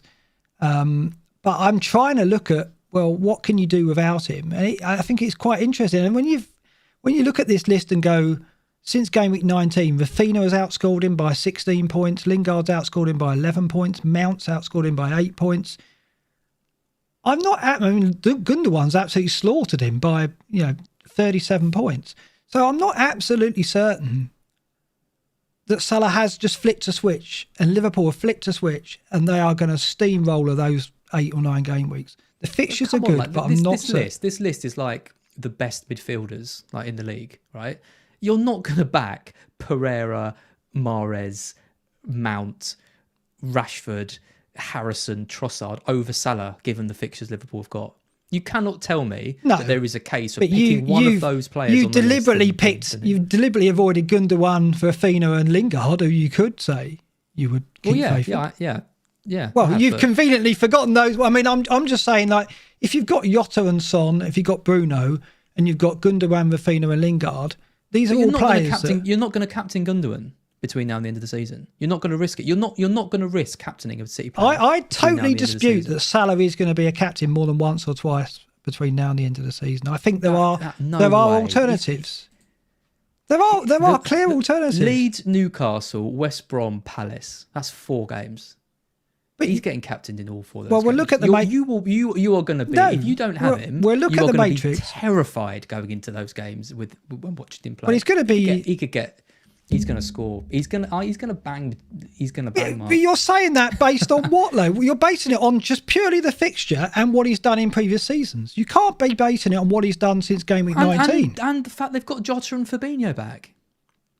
You're judging Liverpool on a team who haven't had their 2 pretty much best players like playing for a long time. But Mane is really struggling, right? Firmino is out of the team, right? So let's not forget that Mane, Firmino and Salah were meant to be the dream ticket. 2 of them are gone, and you're saying they're stronger than ever. I don't really think that's the case. Well, you're replacing Firmino with Jota. So Mane is a kind of a weak link on the left, but I'm not. Sounds odd, doesn't it? I'm not saying that Liverpool are gonna bang in 4 or 5 goals every game between now and the end of the season, but you have to admit with the fixtures they've got, like, and given what Salah's done, like, in the past, given the fact he's the top scoring, like, on the most goals in the league, was he second to Kane? He's up there anyway. He's one behind. There's no. Yeah, I'm not saying he's a bad pick. I'm just saying that he does hamstring our freedom to do anything creative with the wildcard if you go with him, because I think you've got to go Bruno. I think he's harder because I think he's more consistent. And I also think that Salah has shown flashes of brilliance, like the Palace game, where we've gone, oh, hello, he's back. West Ham, looked brilliant in that game, got a couple of goals, and then just reverted to a disappointing run again. And so I don't think it's absolutely nailed on that we can say we've got to have Salah. I think he's the one player I'm thinking, if you could go without, what could you do? I just think it's worth looking at. That's the question. That's the question, is what can you do with the money? And I don't think there's enough that you can do. Because I look at that list and I think, well, I've got Salah and I've got Fernandes and I've got Lingard and I don't particularly want any of the others. So what else am I going to do with the money? Well, I mean, Rafinha has got excellent fixtures for the last 5 and he's outscored him since 19. So Rafinha, I don't think is a player we suddenly go, oh, we don't want him anymore, because I think he is been great. Gundogan as well. If we knew Gundogan was going to play 7 of the last 8 or 9, we'd have him. But we don't. Yeah, we would, that's the thing. We don't. No. No, I know. But, you know, I don't think there's any... What I'm just saying is Salah has done this before, where he's looked like he's tipping back to what he was, and Liverpool and Salah have disappointed us. And I'm just wary that this is the one chance we have to refresh our teams. And if we commit to Jota, Salah, I don't believe Trent, for a second you're going to go without Salah for the run. Well, I don't believe it for a second. The point you make, which is absolutely spot on, is there's not enough you can do without him. Yeah. Because I think if Antonio was fit, if Lacazette was on the bench tonight, I would have gone without him, I think. I still might, but I definitely would have done if Antonio was fit, because I think there was more options then. You could do more with the money. But I just think the pool of talent, if you play the wild card this way, and it could change. If I don't play the wild card this week and we move forward a few weeks, maybe the whole picture will change. But at the moment, as we sit here now, I totally agree with you. There's not enough you can do with the money if you go without Salah. It's not a big enough argument. But I'm just saying that I think it's quite shocking, the data for Liverpool and Salah, when you look at the players ahead of... I mean, Pereira, to be 20 points ahead of him since game week 19 is absolutely crazy, isn't it? I mean, yeah. And yet we're all going, we've got to have Salah. And that's what's weird. I know the fixtures are great, but he hasn't done anything. It's just interesting because I'm looking at it from a different perspective. I'm looking at Salah as like a good opportunity. Like, there's going to be teams that don't have him and won't be able to get him easily if they're not on a wild card. Because I've had to rejug my funds around to get him, and people are going to be targeting Spurs players, for example, with the double. I think, and Chelsea defenders and stuff. And I think Salah, for at least the next couple of weeks, is going to actually fly under the radar in terms of my rank. If I get Salah in and he does well over the next few weeks, I'm going to get a huge rank boost. It's not like a little one that I'd get from Captain and Kane. It'll be big. Yeah, I'm not saying I'm not going to go him. I'm just saying I think it's really interesting situation, this, in that I've seen a lot of FPL managers in the community saying Salah's essential, and yet we're conveniently forgetting this data for Liverpool's home matches, where Salah has always been stronger at home than away. Don't forget, he's always been Mane away, Salah at home. Liverpool have been so awful at home in terms of goal output. No one's even putting that in the conversation. We're all convinced that, oh no, it's all fine now. And I just find it really interesting. Do you remember what our first episode of BlackBox was called? Yeah, I know. Well, yeah, I'm a massive Salah. This season is the only season I've not had Salah in my team, I think. Every other season I've had him since he joined Liverpool. I love him as a player, but he has been hugely frustrating this season, I think, because he's shown in flashes what he's capable of, but he hasn't sustained it. And it's made it far more difficult to back him. And yet at the moment, I'm just seeing this massive swell off the back of the Arsenal game. We won't talk about it anymore. We'll quickly look at forwards, and then we'll do the fixtures really quickly, and we'll look at your wildcard because team. there isn't any. No, well, you're absolutely right. It's really, really tricky. I mean, Kane out on top is a gimme, right?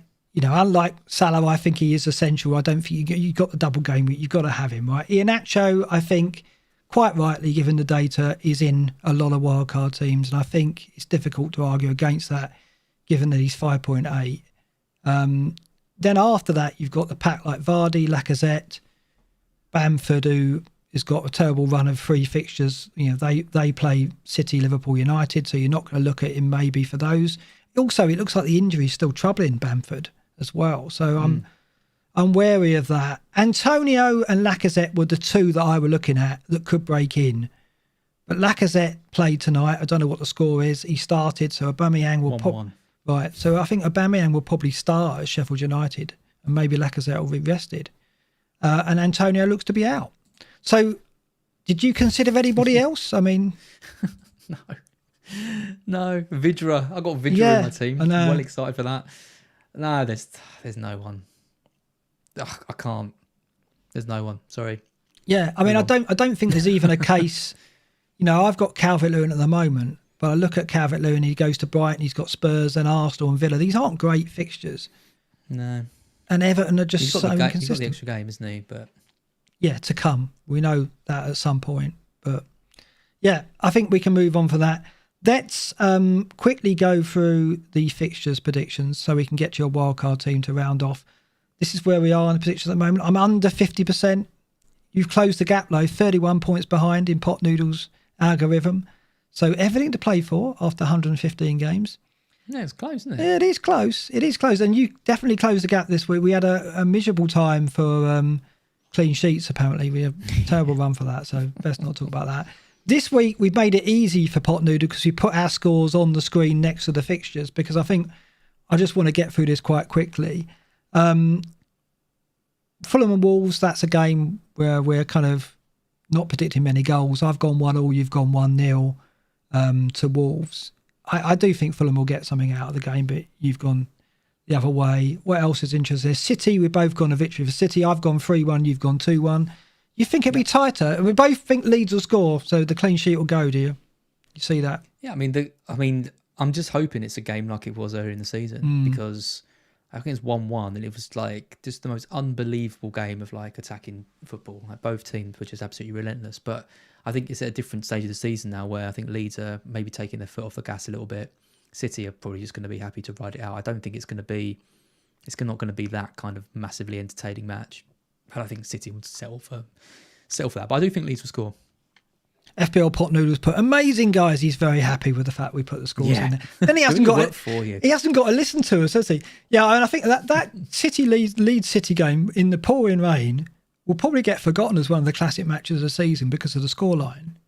But it was unbelievable match. I mean, it was like Leeds' reputation was growing all the time off the back of the Liverpool game in the kickoff, but it was just the chances City had, and Leeds just committed men forward. I've never seen a more end-to-end game in my life. Crazy. And the players came off and they were shot. Sterling the ball got stuck in the mud. He had chances. De Bruyne hit the post, I think. Amazing game. I don't know what we're going to get, but we've both gone City win. Liverpool, you've gone 2-0. I've gone 1-0. I've gone a narrow win. I think they'll score their second goal in 7 home games there in that game. Palace, Chelsea, both gone 2-0. Burnley, Newcastle, very, very, that's made for the Garden Centre. Although I did pick that wrong. Southampton, Burnley, I said Garden Centre. I know. I 3-2 classic game. Yeah. You got the. I was annoyed though. You got the prediction right, didn't you? I said Burnley. You said Southampton. But Burnley, Newcastle, I don't see much there. I mean, I've got Pope, but I've predicted 1-1. I think Newcastle will score a goal. I think they'll get one. West Ham, we've both gone Leicester. West Ham, Leicester. Spurs, United, we've both gone United. So we're agreeing on quite a lot. And bearing in mind, we didn't see each other's predictions. This is why it's interesting doing it like this, because there's no way we can influence each other's. Bias. No. We both gone Arsenal win. I went a heavy 3-0 win. 3-0, wow. Yeah, I do. No way they're going to score. Well, they can't score 3 goals. Sheffield United, they've got Saka and Smith Rowe back, and I think that makes a difference to them. And Aubameyang will start. We'll see. I mean, everyone's predicting Arsenal are just going to go off the boil because they're going to prioritise Europa League, but I don't know if Arteta's going to allow that. And we'll see. Sheffield United is so poor, though. That's the X factor there. But West Brom, Southampton, I've gone with a 2-1 West Brom win. Yeah. Wow. Yeah, you've gone Danny Ings to wreck them at the Hawthorns 3-1. And Brighton, Everton, predictably, you've gone for a 1-0 win. I've gone for 2-1 Everton there. I just think Everton away from home, different prospects, and I can see them getting a couple of goals on the break. Even though I'm probably going to get rid of Calvert-Lewin. They destroyed us earlier in the season. They did. Yeah, it was really frustrating. Brighton United, because Brighton were brilliant for 30 minutes, and then forgot how to play football for the rest, and it was just so inevitable. I was talking to Jeff, and we went 1-0 up, and he was like, "Oh, like because he's a United fan." He was like, "Oh, we're playing terribly. You must be buzzing." I was like, "Nope, we're going to lose this. Definitely. We going. You know, don't you? Isn't good. You just know with Brighton, and then you can just see the performance levels just dip so massively. I don't know what's wrong with them. Happens so often. Welbeck's doing all right though. I mean, he's getting in there now. Doing all right. Yeah. Welbeck, Lana has been good. Trossard had a terrible game. Absolutely, he's so hit and miss. That guy is just. He has got no end product whatsoever. Yeah. No end product. Well, he didn't even have. He has when it's mattered for you. Basically. Start or middle products either in that game. Okay, let's move on. That with the predictions. We'll go back to full detail predictions next week when it's less intense, as this is likely to be over the final 20 odd minutes. The Matrix, Captain Matrix. So you're talking about Salah as your regular captain. I mean, this is what this is for, to look at that. I mean, Salah for 31, I think, will be the most popular captain because of we just don't know who's going. I think Gundogan will start for Leeds against Leeds. De Bruyne, there's a question mark over him. I think the one differential captain that is worth going for is Sterling if you can. But Salah's going to be the overwhelming popular choice, I think. So I definitely will give you this one. I think in future weeks, as this shows, there are options. I mean, 32 is going to be Kane, right? So Salah's got Leeds, but you're not going to go Salah there, right? 33 is his best bet. It's either Salah at home to Newcastle or Fernandes versus Leeds. And Leeds, to be fair, have really toughened up in home matches, right? Their defence has got a lot better. So a few weeks back, that looked a good fixture for Bruno. Less so now. Whereas obviously Salah at home to Newcastle looks fantastic. The way Newcastle play. But, it's like I've said, Liverpool in home matches very difficult to predict to this point. Kane, Sheffield United, I think, is 34. I mean, Salah's not even mentioned in that one. Who's Salah got in 30? Oh, United. Right, United. Fine, yeah. And then in 35, Salah's at home to Southampton, but Kane is at Leeds, and don't know. I mean, that's tighter. I think you could certainly go Salah at home to Southampton. But I think I said earlier about Salah and Kane kind of rotation. It's going to be hard to back against them. Vardy. If Vardy does enter in some kind of if he does get a goal or two against West Ham, then the run they've got, he could be someone that threatens. But my wildcard, I'm not going to be able to move with Vardy, I don't think. So I'm going to have to stick with Iheanacho, and I'm definitely not captaining him. I do. Leicester's run is really nice though. Yeah, it is. And when we look at the wildcard team that I put together, not the wildcard team that I'm going to probably do, if I'm going to even do wildcard this week, we'll talk about that a bit more. But I think Salah does have strong weeks for captaincy, certainly in the last three, 36, 37, 38. Up till then, I think Kane is... If Kane's got the same form he's got now, it's very brave not to captain Kane against Sheffield United at Leeds and Bruno at Leeds. I think 33 is the one where if I don't have Salah, I'd be really fearful. I'm not fearful of not having Salah against Villa necessarily, but we'll see. I mean, the ownership, like you said, it's not great. It's not enormous at the moment. I think it probably will be by 33 when Salah plays Newcastle. Yeah. So that's what I'm worried about. Let's look at the captain this week in a bit more detail. So I'm doing this differently from now on. I'm breaking it down in even more detail. I'm showing for the season data and I'm showing last 4 game weeks. And in both cases, Iheanacho is out in front for XGI non-penalty. He's not going to be our captain, but it just shows you how much of a factor he is in our wildcards, that he's figuring so strong for this data. Kane, is right up there, as you would expect. Kane's not really been in the conversation for the captaincy.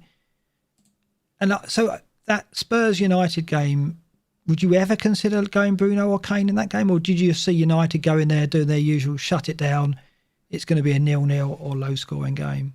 Yeah, I'm just not sure. That's the thing. I mean, look at the reverse fixture earlier in the season, like one of the craziest games of the year. But I can't see a repeat of that happening. And like, I just don't know. I mean, they're both, well, United have been in Europe. Shaw went off at half-time, by the way. I think he's picked up an injury. And he's tonight. He's a big player for them this season. There's chances created in the form he's got. So he'll be a big miss if he's out. And Spurs, I just don't know. I just don't know what's going to happen. I wouldn't be too surprised if they did manage to United did manage to shut him down. He's you can captain Kane in any week. It doesn't matter. You can he can get a penalty or he's going for the golden boot. But I do think this is the week to differentiate a little bit, and that's why I like Salah. No, fair enough. And it's difficult to find. I mean, I listened to Joe's. Oh, he's not injured. People are saying he's got books. Oh, okay. Oh, really? Well, I listened to Scouts. 10-0 United.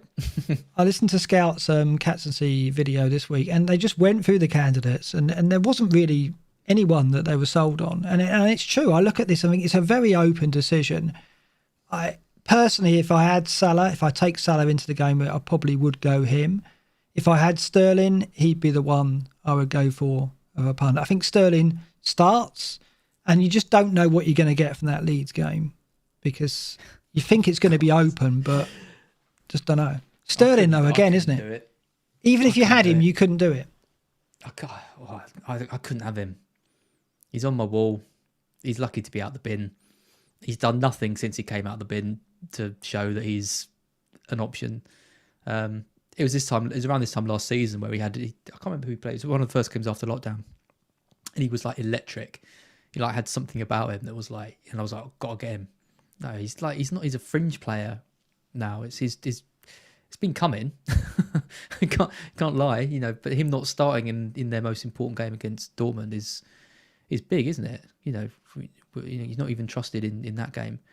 I think he will play against Leeds, but I just don't think he's got it at the moment. So, and he's difficult as well because he's pricey, so you're having to get him in over Salah or Fernandes or Kane.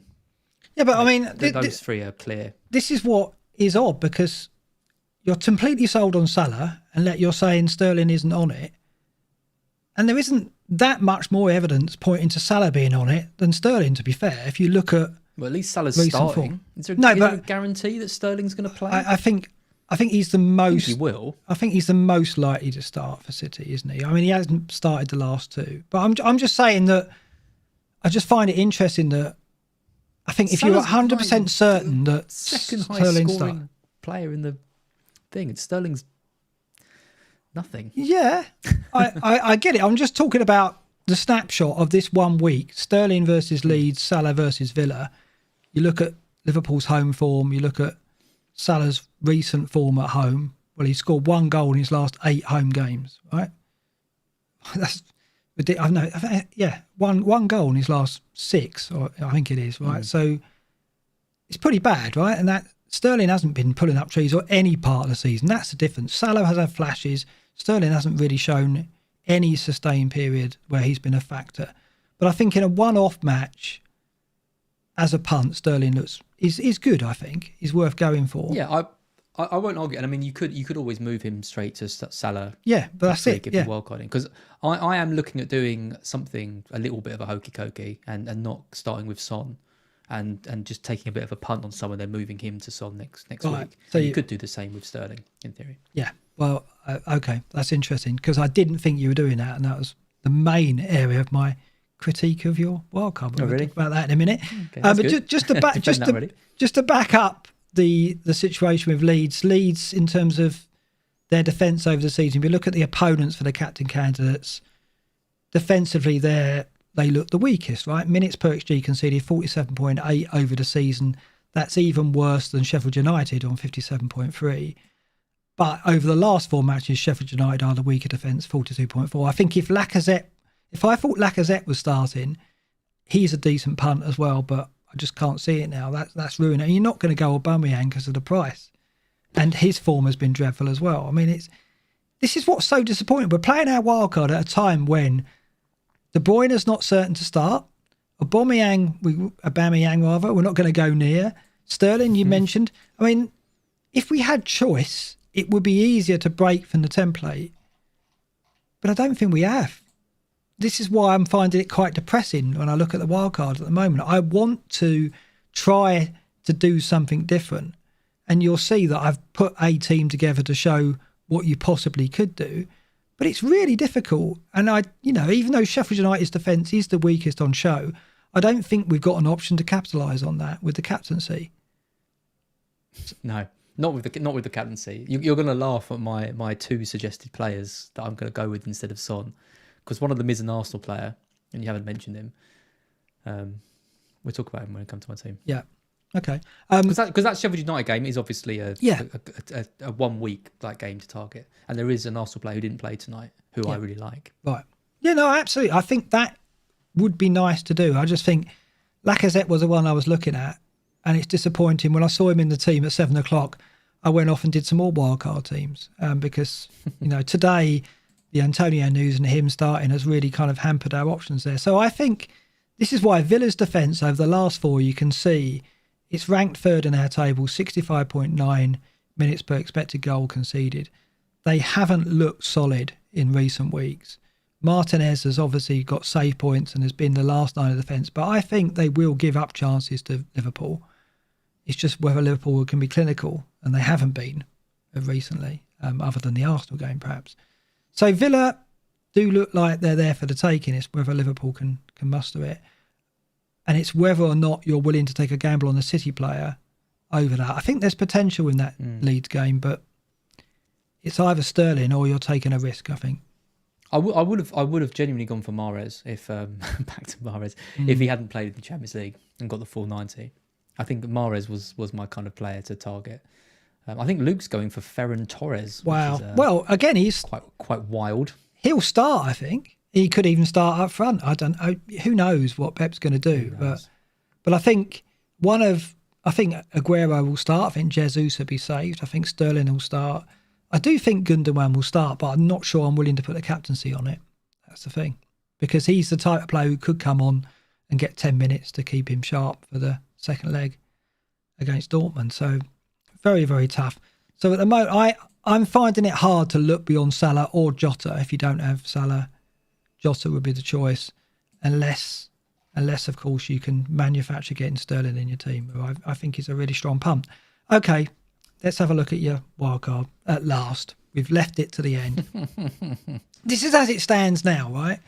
And my main criticism of it was that you didn't use the Son selection to take a risk, because I've looked at going Sterling and not having Son and captaining Sterling, and I think that, I don't know if you've got the money to do that. You probably haven't with Salah and Fernandes, that's the thing. But it's interesting that you would say that's something you're looking at now, because when I saw your team in the video, I was like, well, yeah, it's strong, right? It's absolutely strong, and it looks like many I've seen. It looks like the one I put together, but I thought you would put 1 or 2 more risks in there, and I thought the Son slot would be the one you would go to. So what are you thinking on that now? Well, to me, James, Iheanacho and Trent are all kind of my kind of differential guys. Like, even in the chat today, you've had people saying, "Where's Diaz?" and all that. Well, I'm choosing Trent over Diaz because I think the attacking potential is worth it. Iheanacho, the stats just brought. I know a lot of people are going for him, but his ownership's not going to be. He's not going to be that high, especially with West Ham next as well, which is quite a tough game. I don't know if I want to play him over Vidra. What is? I mean, if you told me at the start of the season, but Iheanacho and Vidra would be my. Well, I tell you what, I watched the Green Arrow and Keenan Davis was in Fergie's team, and the whole chat just turned into anarchy at that point. Davis, so if you can get away with Vidra, I think he's a stronger pick than Davis. Yeah, I think he is. I mean, the next option for Vidra is Welbeck, who's like 5.5, 5.6, but the fixtures aren't as good. And I don't need him. I'm not going to be looking to play him at any point. So I could even go down to like Brewster or someone, but I think Vidra at 4.8 is decent. I don't think Dyche is going to change the team up much between now and the end of the season, even when Barnes comes back. And Vidra's been doing well. So anyway, I'm not going to talk too much more about him. But yeah, I've put Son in because Son is going to be, to me, he is like the wildcard player. Like he is going to be, I'm going to leave, whoever I go for, there's going to be enough money in the bank to get Son in for next week. And I haven't quite decided who it's going to be. The players I'm considering, this is a pretty poor list. So I'm still kind of considering Mahrez. But he's a gamble. But he's still kind of someone that I'm telling. It was Odegaard, obviously, who I was talking about earlier. Someone mentioned in the chat he's injured, and I just looked it up. Arteta said he's out for 1 to 2 games. So that's him out. I could go for Pepe, who came off the bench and scored today as a 1-week punt. That'd be exciting, wouldn't it? Go for Pepe. The player who I really like, though, who is almost certainly not going to play, but I think could do well, is Ziyech. At Palace. Who I think he had a full rest in the Champions League, and I think he'll play in that game. So 1 week punt. It's this is the list I'm going like Mahrez, Ziyech, and Pepe, but I am gonna go for put it on someone so you can rest happy. Yeah, I mean, I made several points here, right? You didn't take any risks on City at all, and I think that I'm surprised you didn't, because I think that Leeds fixture has that potential to give you a bit of a push on. I'm looking at that. If I don't go Salah, I will definitely look to retain some City players for that Leeds fixture, and then obviously it gives you a problem for 33. That's the main issue, right? You've gone Rudiger and Joe. Yeah, you had Cody in before I saw your team here. That's my big change. That's fine. I mean, I think that's strong. I mean, it's difficult to argue against that. The problem I've got is I've got Alonso and Gundogan in my team at the moment, and so I'm wildcarding them out. And that's why I'm struggling to play the wild card, because Alonso and Gundogan, I think, will probably play. And Gundogan's the top scorer for City, and Alonso, we know what he can do, and he's at Palace. So I didn't expect you to go for any of those two players, but I look at the wild card, and that's why I've got a problem with playing it, because I'm losing players who could really hurt me. Whereas I guess your team, you didn't ever feel that way, and you don't see any danger in playing it. I'd built my team with a load of random players because I knew I was going to wildcard. You dead-ended, so right? It was never, dead-end, exactly. It was never a question that I was going to try and target this. So no, to be fair, the wildcard this hasn't taken me long to get to this point. I know you've been kind of freaking out, but it's just probably the easiest wildcard I've ever played. And you didn't. You didn't think to treble up on Spurs either. You haven't set, because some people have set up with Reguilon, some people Lloris. I just don't want to. Like, it's not even about whether I think it's the best option. I just don't want triple Spurs in my team. I don't like watching them play. And like we talk about the psychology and stuff, but like it's not that I hate Spurs. Everyone seems to think I do. I just don't like the way they play football very much. And I think Son and Kane's enough. Without going further down the rabbit hole. And the last criticism I had is you haven't really capitalised on the fixture swings. A lot of people have talked about this is the time to play at 31. There's big fixture swings. Liverpool is obviously the big one, but Wolves and Leicester, you've got Iheanacho and that's it.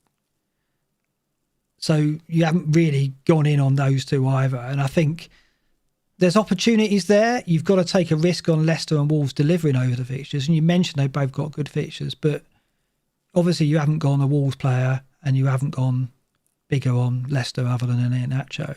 Yeah, I'll just quickly read out the team because I just remember I don't think we've read it out. Oh yeah, go ahead. Yeah, but it's my wildcard team is Martinez in goal and Forster, Veltman, Rudiger, James, Alexander-Arnold, Soufal, Salah, Son, Lingard, Fernandes, Jota, Vidra, Iheanacho, and Kane. For anyone asking, there's no other chips available, no bench boost, no triple captain, anything like that, which is okay. I mean, I had Cody in over Rudiger, and then I thought, what am I doing? Cody versus Rudiger, like, come on. There's no. I don't care how good the fixtures are for Wolves. Rudiger is going to outscore Cody between now and the end of the season. I would bet some cash on it, not all my cash, some cash. I could do Martinez to Patricio, which is what I was thinking of, which it covers that kind of really good run for Wolves, which I'm tempted to do. And I'm looking at doing Son to Maddison after the double. Right. So I'd have my 3 Liverpool, I'd have 2 Leicester, and then I'd have Wolves. So I'd have 7 of my players targeting that fixture run. So I think that's... No, it's fun. It's just... And you need Son and Kane, right? Because... Yeah, I know. It's just interesting because a lot of people in the community are going, well, 31's a time to play it because of the fixture swings. And then when I look at all the teams, so the only team that they've jumped on is Liverpool. They haven't really jumped on Iheanacho. They haven't really gone big on Leicester or Wolves. And I totally understand why. But I just think there is an opportunity there if you're willing to risk it. And not many managers have, it seems. We'll see what happens when the deadline passes. So... I set up a team. Basically what happened was I made a wildcard team. I watched your video. I'm like, bloody hell, Az has more or less picked my wildcard team. So I can't go on. I can't go on BlackBox with the same team because I even had Vidra as well because he's the best enabler, right? So we come to, and if you go Salah, Fernandes, Jota, I'm going to hold on to Jesse, and you need Son. So my midfield was exactly the same as well. My defence was slightly different, but mainly. It was very, very similar. So I thought, well, what I'll do is I'll try and build a team which is the antithesis of what you've done. I will take a risk. I will take a risk on City. I will go a bit of Wolves. I will go heavier on Leicester. Can I stop you just before you go on to the next screen? Yeah. Because we've got 2,400 people watching live right now, which I think is the most we've ever had. Yeah, since the last Wildcard Drunken stream, it was. Yeah. So that's massive. So thank you everyone for watching. Like the stream, subscribe if you haven't already. It's I just looked down. I was like 2,400 people. Crazy. Watching. Yeah, amazing.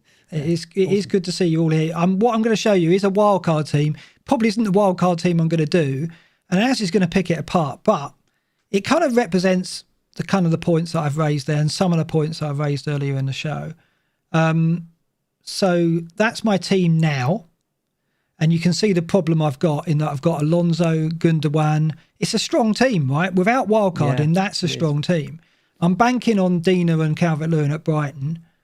Creswell at home to Leicester probably won't do much. Will Diaz play? He could get rotated. So I will have to probably call on Mafina at least one from the bench. But it's not a bad team. Pope in goal. I've even got a goalkeeper that looks good. So you can see why I'm hesitant to play the wild card. But I look at 32 and my team's pretty weak for that. We'll show that in a bit. But if I did play the wild cards, I'd putting together a team that was kind of using some of the things I've said tonight, it was going to look like this. So I've also got James, but I've kept Alonso in there and I've kept Gundogan in there because they're 2 players that I fear getting rid of, right? So as a result, I'll try and keep them in. I've got the 2 Chelsea defenders. I've got Alexander-Arnold. I love Trent. Yeah, 2 Chelsea win-backs. Because like you, I think Alonso I can cope with. I've got a Holden or Masuaku to come off the bench, but I'll show you the plan that I've done. And also, Alonso will play every other game, I think. And while Chelsea remain in Europe, it could work out that he actually plays the majority of the league games because Chilwell is playing European games and FA Cup. We'll see. And then I've not got Salah. And I've gone Sterling for the 1 week punt to captain him. He becomes Son next. And then I'll see from game week 33 what I do about Salah. I've gone Neto in there with Lingard gone because Antonio's, I think, going to be a factor. So I've maybe just gone, well, I'm going to go against the grain. And I've gone Vardy and Iheanacho. That's where the Salah money's gone. But I agree with you. This team doesn't look strong enough to justify not having Salah. I've got issues with this team. I'm sure, yeah, I have as well. Defense stands out straight away.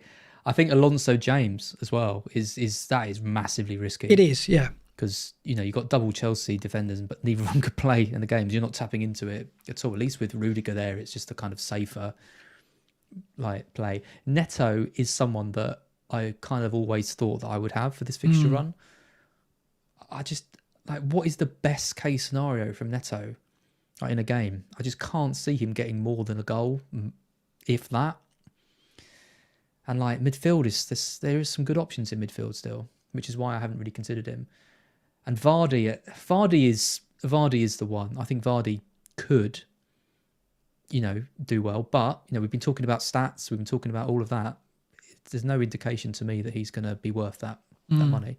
But I do like it. Don't get me wrong. I do like it. It's exactly what you said. I don't think it's not good enough. No, and I've deliberately tried to go against some of the things I said. So I go, right, I'm not going to have Salah. Jota will be enough, right? Because I don't necessarily think we can just go, Salah's going to be the player he was last season or the season before.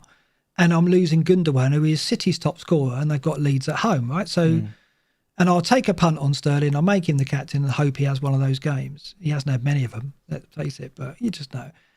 But, so this is me trying to push it, me trying to go, right, if I was going to try and go for differentials and really push the wild card, this is what I go for. And I wanted to put it together to go, do I love it?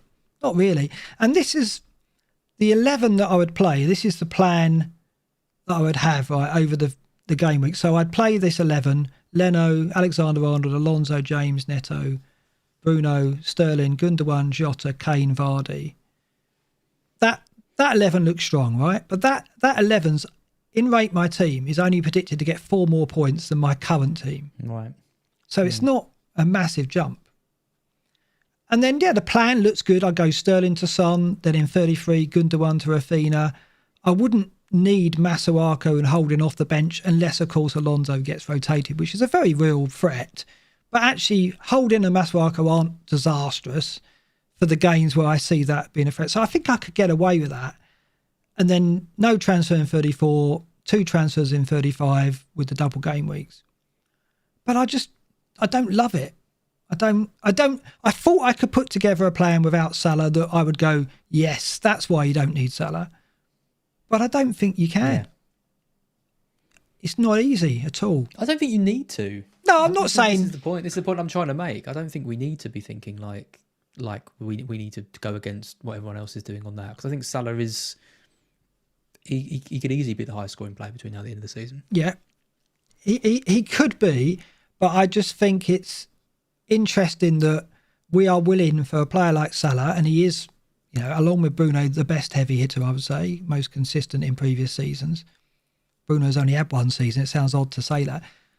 He is someone that we forgive quickly, right? Of course. But, everything points to the fact that we have made up our minds on Salah a bit too quickly, I think. Fine, if he bangs against Villa, then I'd have to get him in if I didn't have him this week. And if I don't play the wild card, I won't have Salah. I can't get him, right? Unless I get rid of Bruno, which is an option. But then he's got Burnley in 32, and he could do some. I mean, the Spurs defence, it's not great. So it's very, very tricky. So I think my point is that it's hard to be different with this wild card in this game week. And I don't know if it's going to get any easier. I don't know if I don't play it this week. If I play it in 32 or I play it in 33, and a lot of people are. And there are some advantages for that. If you play it in 33, by then we might know what the double game week 35 situation is. We'll know what teams are playing twice, and you can use the wildcard to load up. And if you've got the free hit, or the bench boost, rather, if you've got the bench boost, that's a good tactic, right? But we haven't. If you've got the bench boost, play it nearest you can to your bench boost game week. That makes sense. So 33 and bench boost, or 34 and bench boost in 35 with the doubles makes sense. We haven't got that. So for me, I don't know where there's going to be a better game week to play it. I don't know if I've got much to gain by leaving it to 32, 33 or 34. No, because, you could play in 33 and be like, I'm going to dump all my Spurs players. Maybe if you had 3 of them. You're not going to dump Kane. So if you've just got Son and Kane, you could do it and spread the Son money around a bit. Maybe if you've got Regulon as well. But then, the thing with Spurs, they go straight into that Sheffield United game afterwards. So it can be a little bit... I'll get rid of a lot of them, and then it's like, actually, no, I want them kind of straight back in. The only thing is, I think I am definitely put off Leicester this week because they've got that West Ham game. If you're wildcarding next week and you're looking at Vardy and you're looking at Maddison, you're looking at their defence, Fofana, Castagna, these guys, Schmeichel even in goal, they might be more tempting next week rather than this week, so that you can, so that you can do it then. Because you might want to keep like Gundogan, for example, against Leeds, but then next week you want to get Maddison in instead, and he's had an extra game when he's hopefully fit again. But yeah, I think this is the week to play it, personally. So do you understand though why I'm worried about getting rid of Gundogan and Alonso? Because they're such explosive players, and I think they will start, both of them. And I don't think I can build a wild card with them in without making. I mean, Alonso's so expensive, so I'm going to have to brave it and go, okay. But I mean, like, General played his wild card last week, and I think that was a really brave move to do it. And he had a nightmare because he sold Salah and he benched Jota, so he hasn't got Salah. And he was unlucky with it. He went free Chelsea, but that makes me nervous. I mean, my point is playing the wild card, making this many changes when we're having a decent run of green arrows. It's really difficult to rip your team up and go, right. I mean, you haven't got to wild card to this. No, I'm not going to. But even wild card into your team, right, which mine was very similar. And I think your midfield 5 and your front 3, it's very difficult to go against that. I think it makes a lot of sense, right? So I think when I wild card with Salah, my team's going to look very similar to yours. I really do. I just think I'm still losing some players in my 11, which I fear. I'm losing Gundogan, I'm losing Alonso. I don't fear so much Calvert-Lewin and Dina. But, I think it's a difficult situation for me because I think it's the last thing you want is to wild card and get a lower score than your 11 would have got, which is what happened to General and could easily happen to me. Obviously, your situation, you felt much more confident. You went straight to it, bang, done. I'm really wavering, though. And if I could pick something different, I'd go for it, but I can't.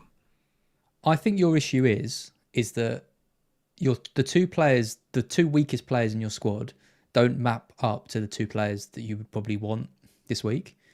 In terms of you're not going to be able to move Dean to Trent, and Calvert-Lewin, you're not going to be able to move him to Salah. No, they're expensive in different position. So Dean and Calvert-Lewin are by far every other player in your team is fine, except for those 2 really. But I don't really know what you can do with that. No, you could do Dean to James, and that would put it closer to that wildcard team. But he's not who you really want. Who you really, really want. No, and I think I can afford Dina to Trent, and I can afford Rafinha to Jota. Can you? Yeah. No, Dean to Trent surely is. Yeah, but then I'm not going in with Salah, am I? And I'm not going in with Jota, so they could do me a lot of damage, right? Well, so you spent the whole podcast talking about how we don't. I know. I don't necessarily think you do. Now but I see why. Now I see why you've been saying that all. But all night. It's really tricky when you know that there's a great deal of managers going into next game week with Salah, Jota, and Trent, and I don't. I'm obviously going to fear that, right? Because Salah's going to be captained by a lot of wildcard teams. I think it makes perfect sense. So it's obviously playing on my mind as well. And as I've shown you, I don't think you can build a wildcard team that's very different to that very easily because our options are limited. Every week you leave it, you potentially gain less from exactly. the wildcard as well. So, yeah. I think I'm going to have to bite the bullet. Yeah, it's tricky. It's tricky with your team because, like I said, the only 2 players there that I would want rid of are Dean and Calvert-Lewin. But then you could also lose all 3 of your.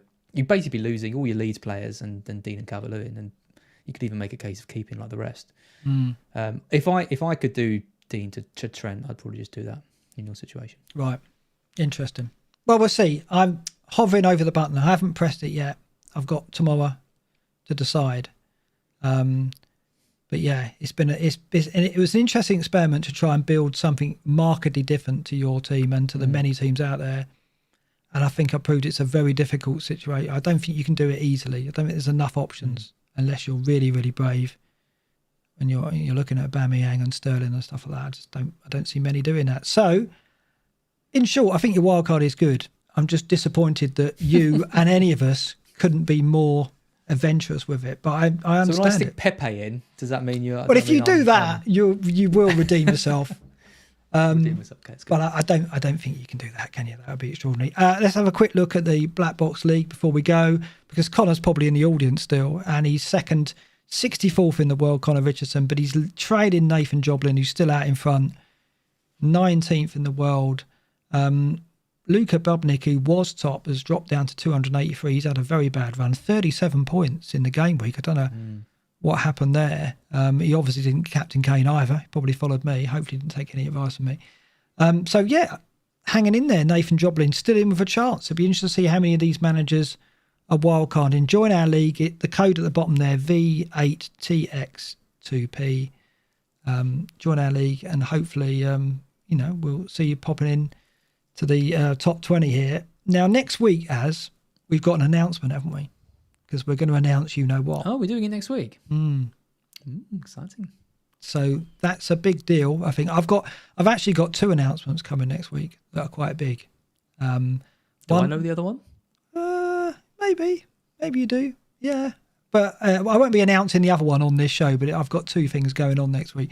But we've got, a new feature we're going to be doing in the off season, haven't we, Az? And we've been teasing it a bit, but we're going to talk a bit about it next week, I think. I think we agree once the wild cards are out of the way, bearing in mind I probably will have to play. We're going to need a graphic for it. We're going to need to put some marketing budget behind it, I think. We are, aren't we? Some graphic muscle of some kind. But I'll see if I can work something up. But we'll talk about it next week anyway.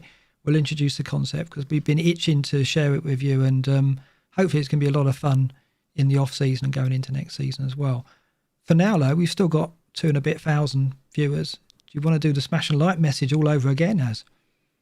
I will, yeah. I mean, only 100 people have left, and it seems to be over. So, this is the most we've ever had watching live. Again, only 364 likes, 368 likes now. Hit that like button. Hit it right now. Obviously, hit subscribe if you haven't hit subscribe already.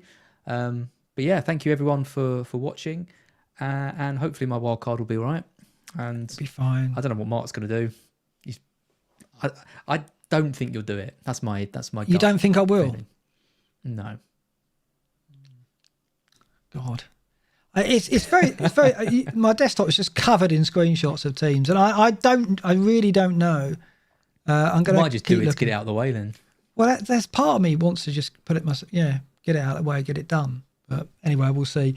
The chat thinks you will. Yeah, I think I'm still 70-30, 60-40. But yeah, so we're going to do a quick Q&A after the show, aren't we? But we're going to do it in a we've had complaints that the streams are 3 hours, but last week the Q&A was an hour, and so it added on to 2 hours. But so we're going to close this stream. We're going to start a new channel up. New channel, what they're called, new thing, new video. New video. That's it. So if you're subscribed, you'll get a notification. So another incentive to subscribe. We'll do the Q&A. I am knackered, so we won't do a long one, but it'd be good to answer some questions about that. So yeah, thank you everyone for watching, and good night. See you next week. Good night for me as well. See you in a bit for the Q&A.